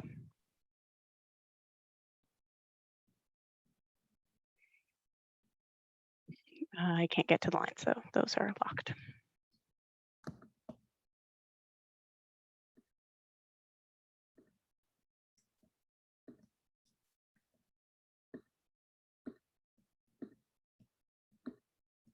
I'm removing the lines.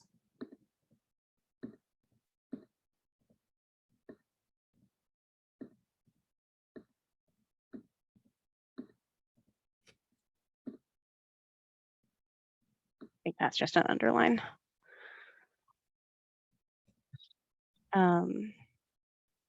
Okay, if you can try to lock it again, because I'm not going to be able to pan within it without moving things.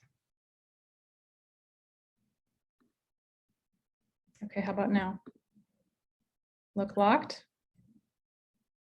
Enough parts of it are locked that I can avoid the unlocked parts.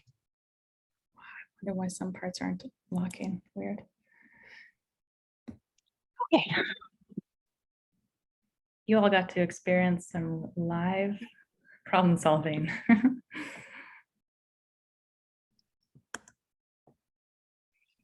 Okay, are we ready, Sarah? I am ready. Do we need to give folks any time or? Yeah, if folks are listening in, please come back.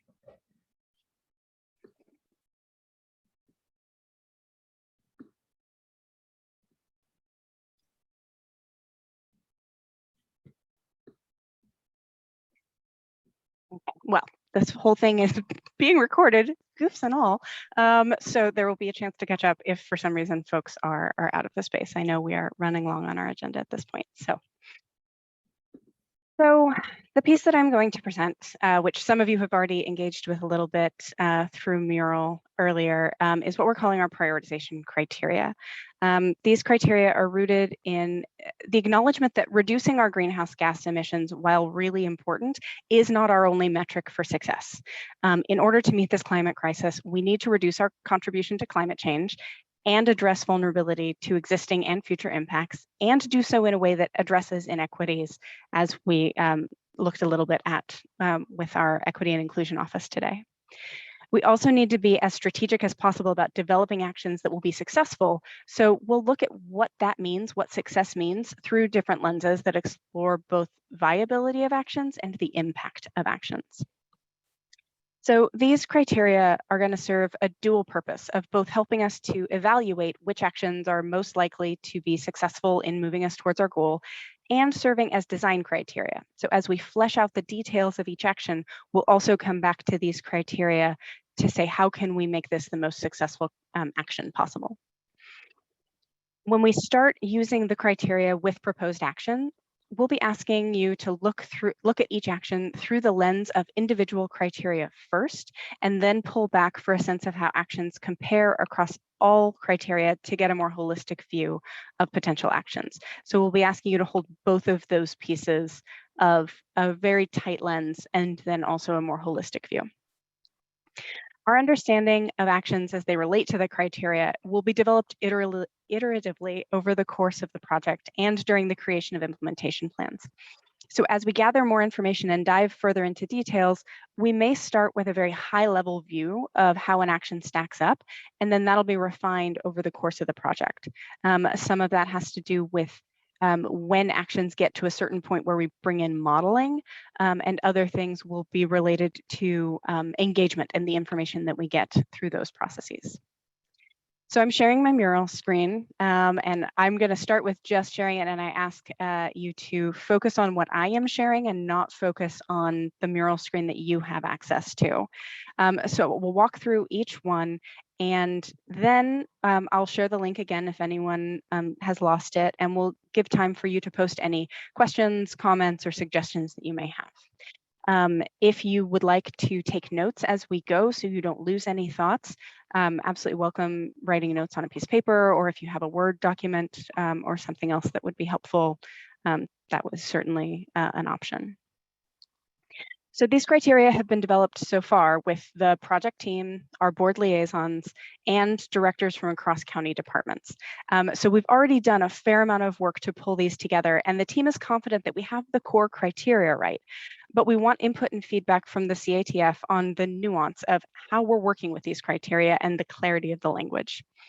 So similar to the way we got feedback on the community engagement plan, the project will take your feedback on prioritization criteria and refine the final document before we present it to the Board of County Commissioners for their approval. Okay, so with that sort of framing in place, now we're going to dive into the criteria, and we're going to look at the concept, the draft description, and the categories that we think actions are likely to fit into. I'll also talk about where criteria sort of bump up against each other and where one metric might fall into another criteria, which has to do with sort of the details of how we're defining them. And then for some criteria, I'll share images that might help to clarify how we're working with the concept. So the first criteria is mitigation. Greenhouse gas mitigation is probably the simplest and most straightforward of the criteria. Our description is the impact of the action on greenhouse gas reductions and carbon sequestration measured as total tons of carbon dioxide reductions. Since we're operating from a 2018 community greenhouse gas inventory, that's one of the documents that's up on BaseCamp, we expect actions to reduce emissions by a certain percentage from that baseline down to zero for our carbon neutral goal. So this image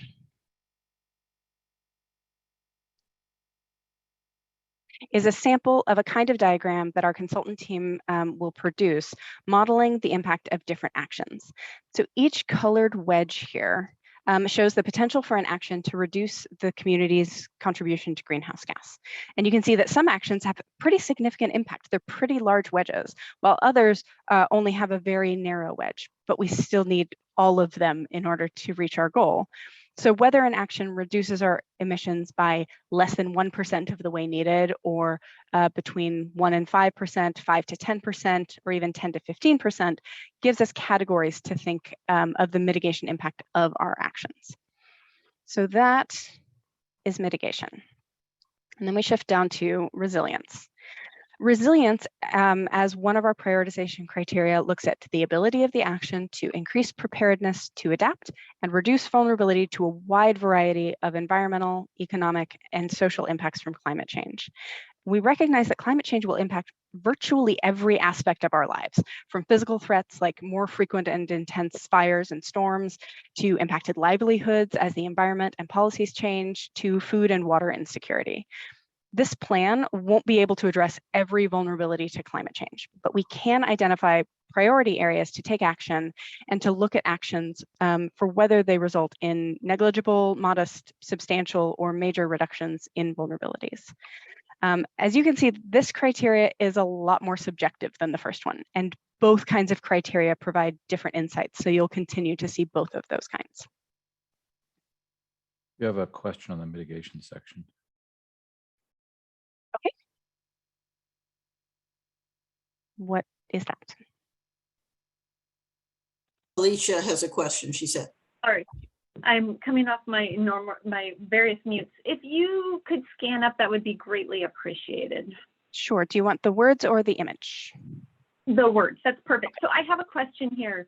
You have impact on greenhouse gas reduction. So greenhouse gas includes more than carbon dioxide. It includes methane. It includes other pollutants. So are you measuring it as gas, CO2e, or as CO2? Because we're missing a big portion of the pie. Thank you. Yes, that should be CO2e. That is correct. Perfect. Thank you. That makes so much more sense. Thank you. You bet. Okay. So yeah, and I am not going to be able to see with the screens that I'm sharing, I'm not going to be able to see hands raised or chat comments or any of that. So if there are questions, either someone on the project team or someone else, please verbally interrupt me, because that's the only way you're going to catch me for this one. Quick question, if I can. Is this slide going to be available? Because you showed the figure there, but there was no key to, if you could scroll to the left and we could look at the that chart. Yeah, is there any key showing the colors there, what they refer to? No, so this is just a sample diagram, just to show the kinds of things that will be there. This doesn't reflect, I mean, it might be sourced in an actual project, but the details are not relevant to our project. This is not specific to Clackamas County. So the blue wouldn't represent one type of carbon emissions versus the green. Do we know what that is, or it's just an example, I guess? It's just an example. Okay, we'll get into more details, and the business as usual agenda item that is next on our list will dig more into those details. Okay, thank you, sir. Yep. Okay. So financial impact is our next criteria. And this looks at how much it will cost to implement the action, what savings will benefit from it. And this is looking across the community. So the net magnitude and timing of costs or savings community-wide. Now this image, which is another sample image, shows an analysis that our consultant team conducts, which shows costs above the zero line and savings below the zero line over time. And so this type of analysis will show which actions have net costs, which actions break even, and which have net savings either in the short or long term. Some of the things to keep in mind with this criteria is that it only measures financial cost savings and avoided costs. Any non-financial benefits or even financial benefits that are just indirect will be covered under co-benefits as a criteria. So we'll get to that one later. This criteria also does not assess ownership of costs. So this is not saying that this is the cost to the county as an organization or the financial benefits to the county as an organization. This is looking across the community, and the details of who pays and who benefits really will depend on how each action is implemented and the real specifics of that. So this is definitely one where we'll start with a high level sense and only get into a lot more of those details as we further refine the actions. So that's financial impact. And then for available technology, this addresses whether the tools and techniques needed are established, emerging, on the horizon, or even further beyond. So this helps us to evaluate whether an action is possible now or would be more effective if that technology was allowed to mature before implementing. Not every action relies on technology. So if it isn't reliant on technology that doesn't exist, then it would fall under available and accessible now. So this is just, do we have the tools to pull this off, basically? And then we'll talk about equity impact. So equity is a critical consideration for the climate action plan. This criteria focuses on identifying the degree to which the action in question increases equitable access to resources and opportunities. This is only one of the ways that we're approaching equity. We're also emphasizing equitable engagement, as noted in the community engagement plan, and we will be designing for equity in implementation. But in terms of this evaluative and design criteria, we are looking at whether the communities that are most vulnerable to climate impacts are being unintentionally harmed by proposed actions, whether actions are neutral and don't really change the status quo, whether moderate or substantial benefits and increased equity result from the actions. This will get into some of the potential questions from those financial impacts about who pays and who benefits can be thought about and raised through this criteria. Sarah, there's a question. There's a question from Ray on chat, which says Portland has bike share and scooter share, but Clackamas County does not have these technologies. Does exist mean in Clackamas County or anywhere in the world? Yeah, that's a great question. So we are treating this as both does it exist and is it accessible?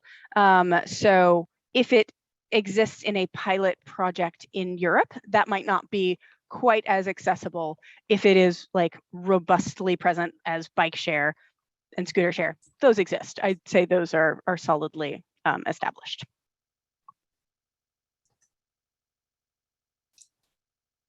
Okay. So just closing up with equity impacts. This criteria is a really good one to think about the iterative nature of the criteria and their role to both evaluate and design. So we can look at the likely equity impacts from any proposed action, and as we refine our action to include in the climate action plan, so as we get closer to the final plan, we can continue to design them to address equity to the greatest degree possible. Okay. Co-benefits or potentially co-harms are the non-climate specific impacts of climate actions. So many actions can have associated benefits for public health, environmental systems, and the economy. The evaluation of actions under this criteria also acknowledges that some proposed actions may have associated harms to be either addressed or accepted, and could have no identified benefits or harms. And then any benefits could be moderate or they could be substantial.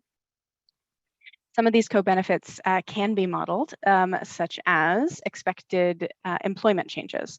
So here you can see some of the modeling that our consultant team has done on other projects around net employment gains from climate action. Other benefits like public health and environmental conditions are much more likely to be qualitative and draw on expertise from both the project team and you within the CATF.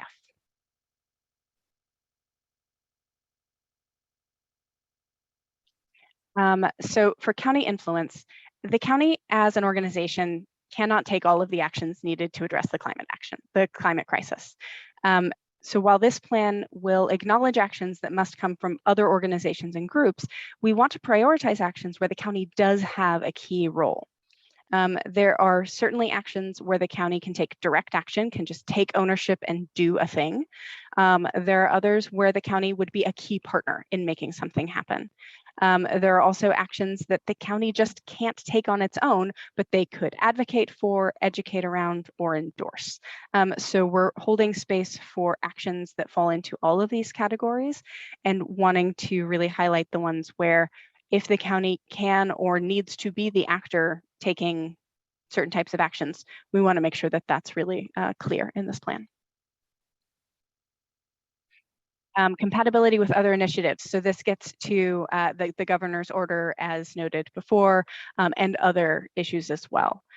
So compatibility with other initiatives refers to synergies or conflicts with state or national policies. If there are ways that we can align with other efforts, that can make projects and actions more successful. Conversely, if there are policies that conflict with proposed actions, those might need to be designed or timed differently in order to respond to the context of those other factors. There are also, it changes our baseline in terms of what else is going on, as Alicia noted, with the new legislation around utility electricity. So timeline is, this criteria is a little bit different from the other ones. Other criteria range in general from least to most beneficial or impactful. But when we think about the timing of actions, this focuses on how flexible they are. There are some actions that will take a long time to reach their outcome, giving them a limited window to begin and still be successful. Other actions cannot be taken until other actions lay a foundation or until circumstances allow for them. Still, other actions are those foundations, either because they have a large impact quickly and any early wins have a huge impact on just the context in which we are working, or because they specifically enable other actions. And then there will be some actions that are just flexible and can be taken at a wide range of times and ways and still have the desired impact. So this example graphic, to help think about that, shows how different scenarios will impact our timeline. So this first line segment here shows historic emissions, and then it branches off into a variety of different scenarios that limit temperature increase to varying degrees. So this is one of the ways that we can look at the possible actions we can take and what that impact could be in different timeframes. And the report this week from the IPCC certainly highlighted the importance of early action. And then the last criteria is breadth of support. This includes support from local experts, policymakers, business owners, community members, and other stakeholders. And while we may have a sense early on of whether there is whatever level of support, whether it's little or extensive, the community engagement feedback phase will give us much more information to evaluate this particular criteria. So this is, as with all of them, truly iterative in terms of our understanding of it.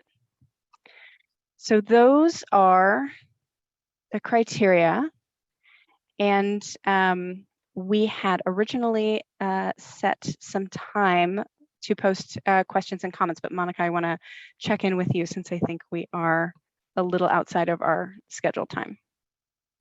We are a bit, but let's even just take 2 minutes so that if there's any burning thoughts that you want to capture before we close this section of the agenda, but absolutely we'll leave this mural link is open to you beyond this conversation, and we really welcome and request that you engage with it and offer questions, comments, and opportunities for strengthening it.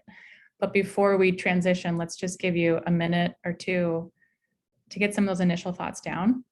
And then we'll hear from Jeremy so we can start to piece some of these pieces together. Thank you so much, Sarah. And I think if folks want to voice any questions into the room, we have a minute to hang out with it.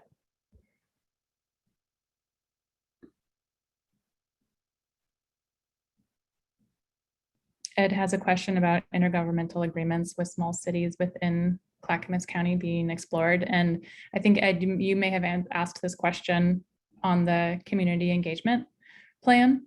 And our response right now is kind of to be determined. I don't think it's off the table, and we are continuing, we'll kick off our work with the cities in October and get a better understanding of what type of relationships are needed and wanted. I do think one thing we can add to clarify that is this plan will not direct cities to take any action. This is a county level plan, and if cities want to engage with the plan, we are very open and we want to explore different avenues, and that might include intergovernmental agreements, but that will need to come from the cities in terms of their desire to work with this.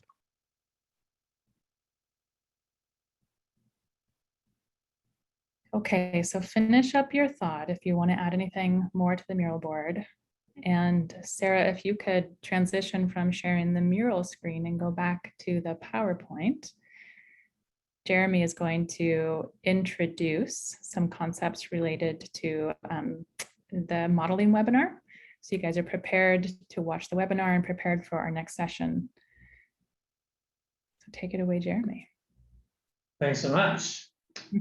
So, I mean, my role here today is really to act as like the teaser trailer, I guess, for the not so excitingly named technical webinar. Several months ago, my team put together the base year information, all the data on energy and emissions across the county, and we've started using it in our modeling to create what is known as a business as usual scenario. And so that's a scenario over the next 30 years where we model based on the base information that we've collected, along with market trends, certain assumptions and plans across the county, what energy and emissions will look like over the next 30 years. So the webinar, it doesn't give you the results of that analysis yet. We are going to review the results of that analysis with you at the next meeting. But what the webinar does is hopefully answer a bunch of questions about the project process, the modeling process, the modeling assumptions, how the model works, so that when we are ready to review the business as usual scenario outputs, you will not have a whole lot of questions about how we arrived there. We can certainly answer any questions you may have, but the webinar will help you kind of understand how we arrived.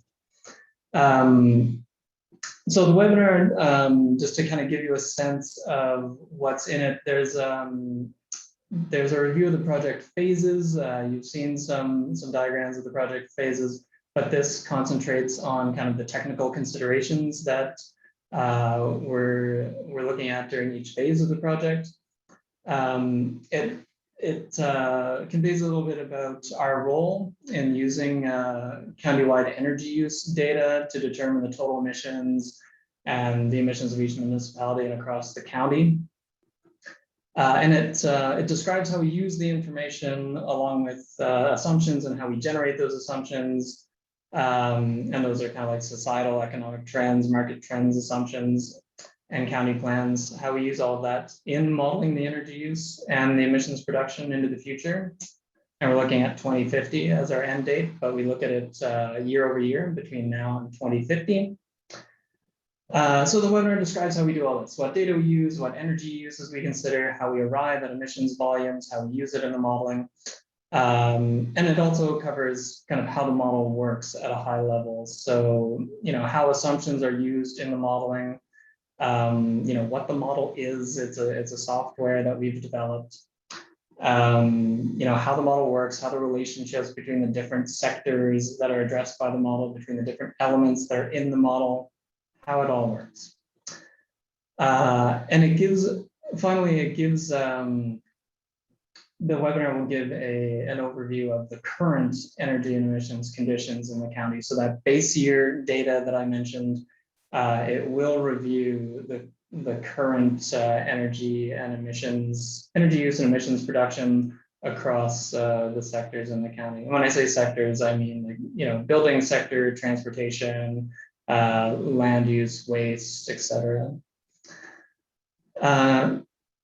I think the last thing in the webinar that you'll see at the very end is an introduction to emissions reduction modeling. So Sarah mentioned it with that colorful chart she showed earlier.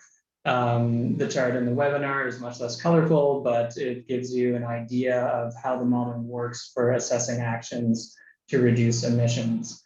So hopefully that webinar answers a lot of questions you may have when you think about projecting and modeling expected energy and emissions across the county, how we might do that. And hopefully it also answers some questions you may have or things that you're wondering about in terms of how we develop assumptions that dictate how the model works to arrive at that information.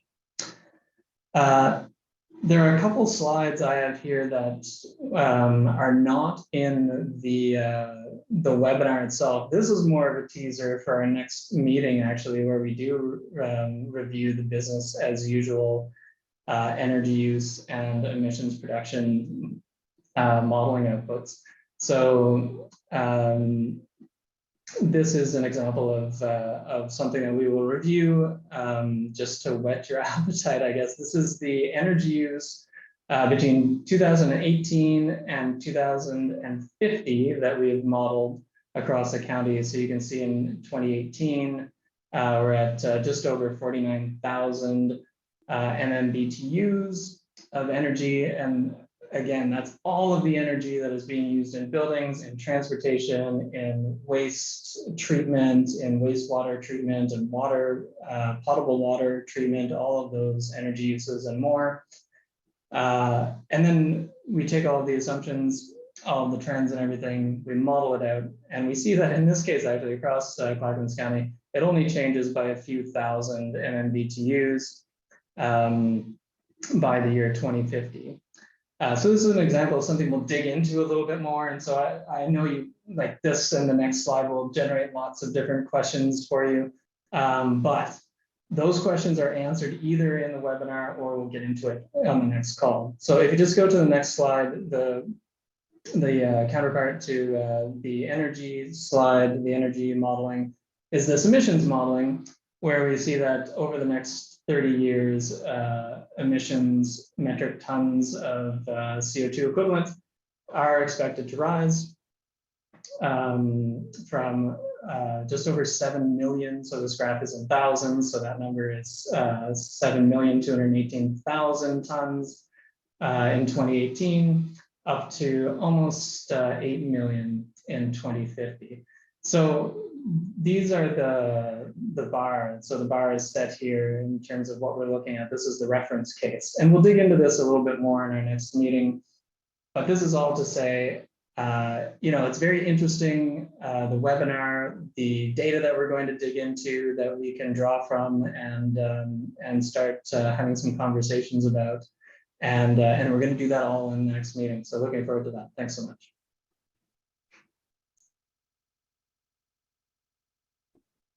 Thanks, Jeremy. There was one question from Nina asking about what kind of population growth you're expecting with your modeling. Yeah, and you can answer that question if you watched the webinar. Sorry, I totally sidestepping that, but that is totally what you should do, is watch the webinar, and it does cover exactly that sort of question. And then a question about House Bills 2001 and 2003 being included in the modeling. I guess I would need more information as to the content of those House bills to know, but typically if it's any sort of legislation that is in place that is having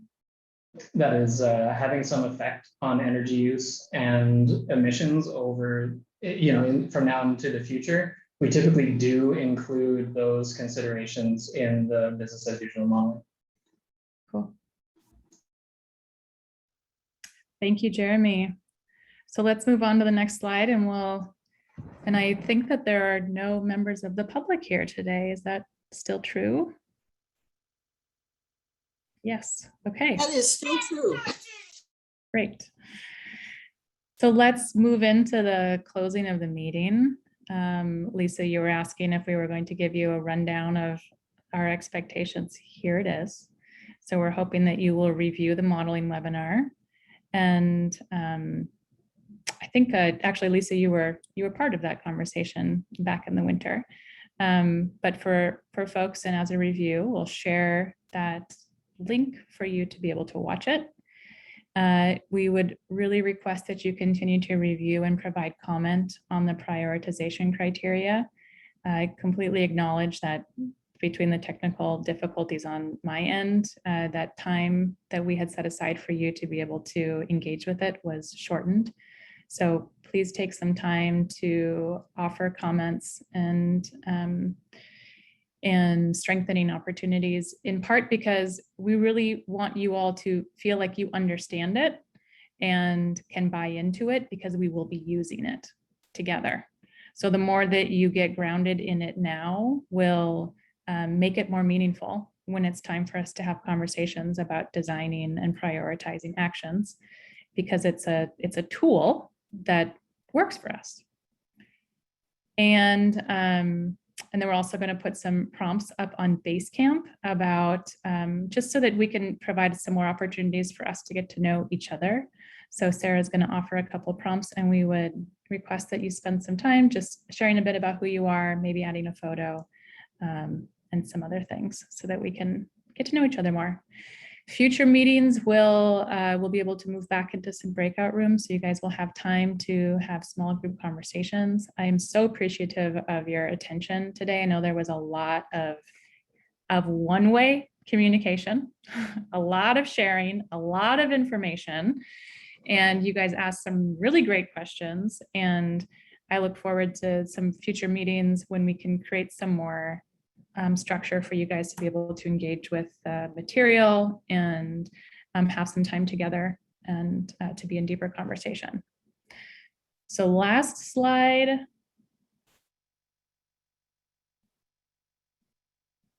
Next meeting is in 2 weeks. And again, we're carving out that window of 1 to 4. We'll give you more details about the exact timing. And I would love for you to enter into chat, so not Slido. That's a new future technology that we'll introduce after we get a grip on Mural. What questions are you leaving with today? What's a lingering thought or question? And then also offer a short meeting evaluation. So what worked for you today and what difference do you want to see in future meetings?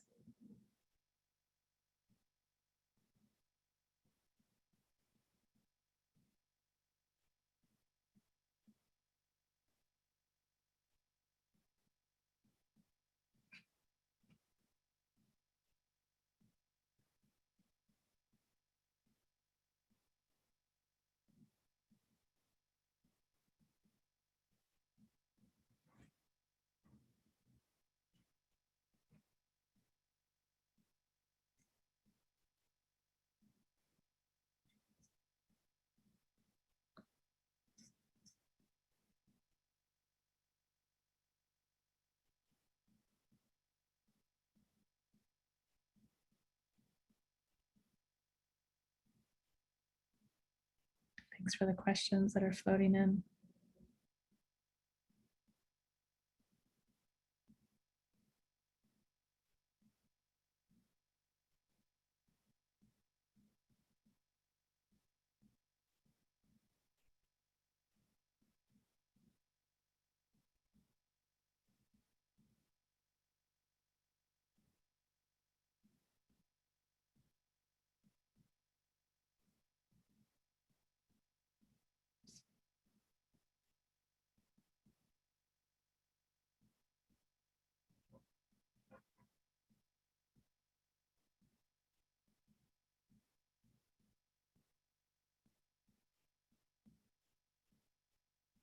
So if you haven't already, you can offer what worked well, what difference do you want to see in future meetings?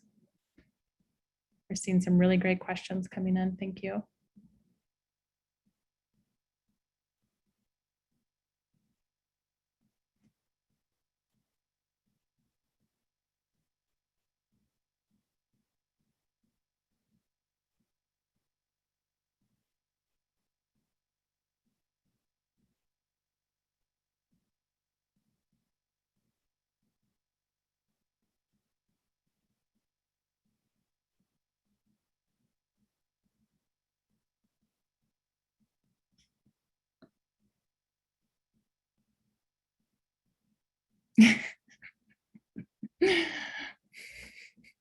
I hope so.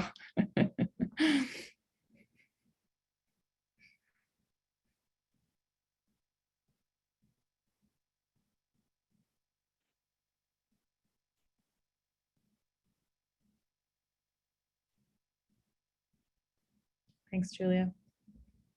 It's a learning curve.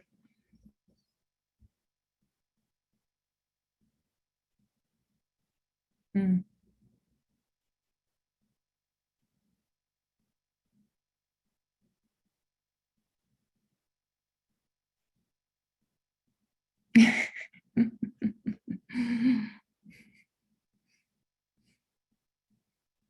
So it's 3:41. Thank you all for being here. I'm happy to keep this window open if more questions, comments, feedback is flowing in and you want to share it. Otherwise, have a great rest of your day. I hope you have some opportunity to be cool. And we'll see you in a couple of weeks, and we'll see you on BaseCamp and in the email in the meantime.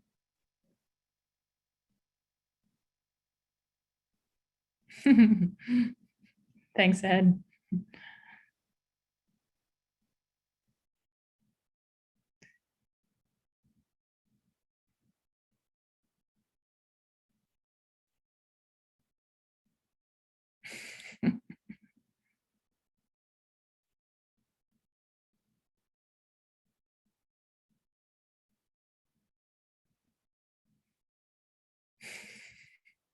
Yes, Bill.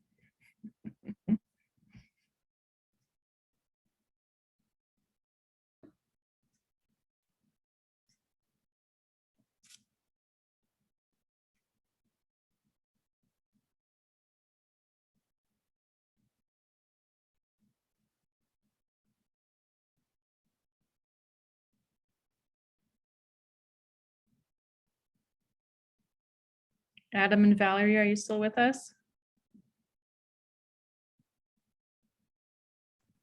Yeah, I am. Great. Just wanted to make sure. Oh, I meant to send that to everybody, but Look at those kiddos, Garrett. Yes, look at all of them.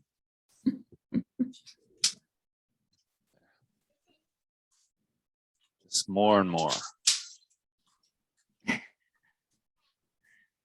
So Adam and Valerie were just offering if you have any additional feedback, otherwise you're free to go. I just couldn't get the button turned off. But You're yeah, thank you so much. This is all so well organized. I'm like, this is awesome. So I appreciate all of your work, all of the county folks and everyone else. Thanks, Adam. Thanks for being here.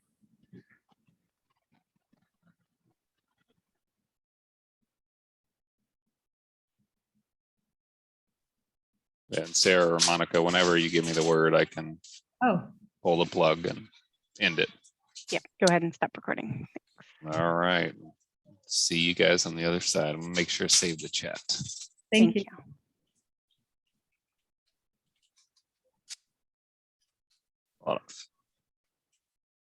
And if we want any messages that were sent to us individually, we need to save our own chat, right? That's not going to show up in yours. It shows up. I believe it does. I believe all for direct SMS messages. There are no private messages from the recording on chat. Yeah. They're all there. Really? You can't. Yeah. Dun dun dun. And Yeah. this is still recording right now. I'm gonna delete this. Don't worry. This part. I didn't say anything today. I'm just thinking about past meetings. Adam is still with us as well. All right. All right. I'm gonna end the meeting now. Okay. So- Hang on just a second, please. Oh, okay. I'm hanging. Okay, I'm done. All right. Ending the meeting. See you guys.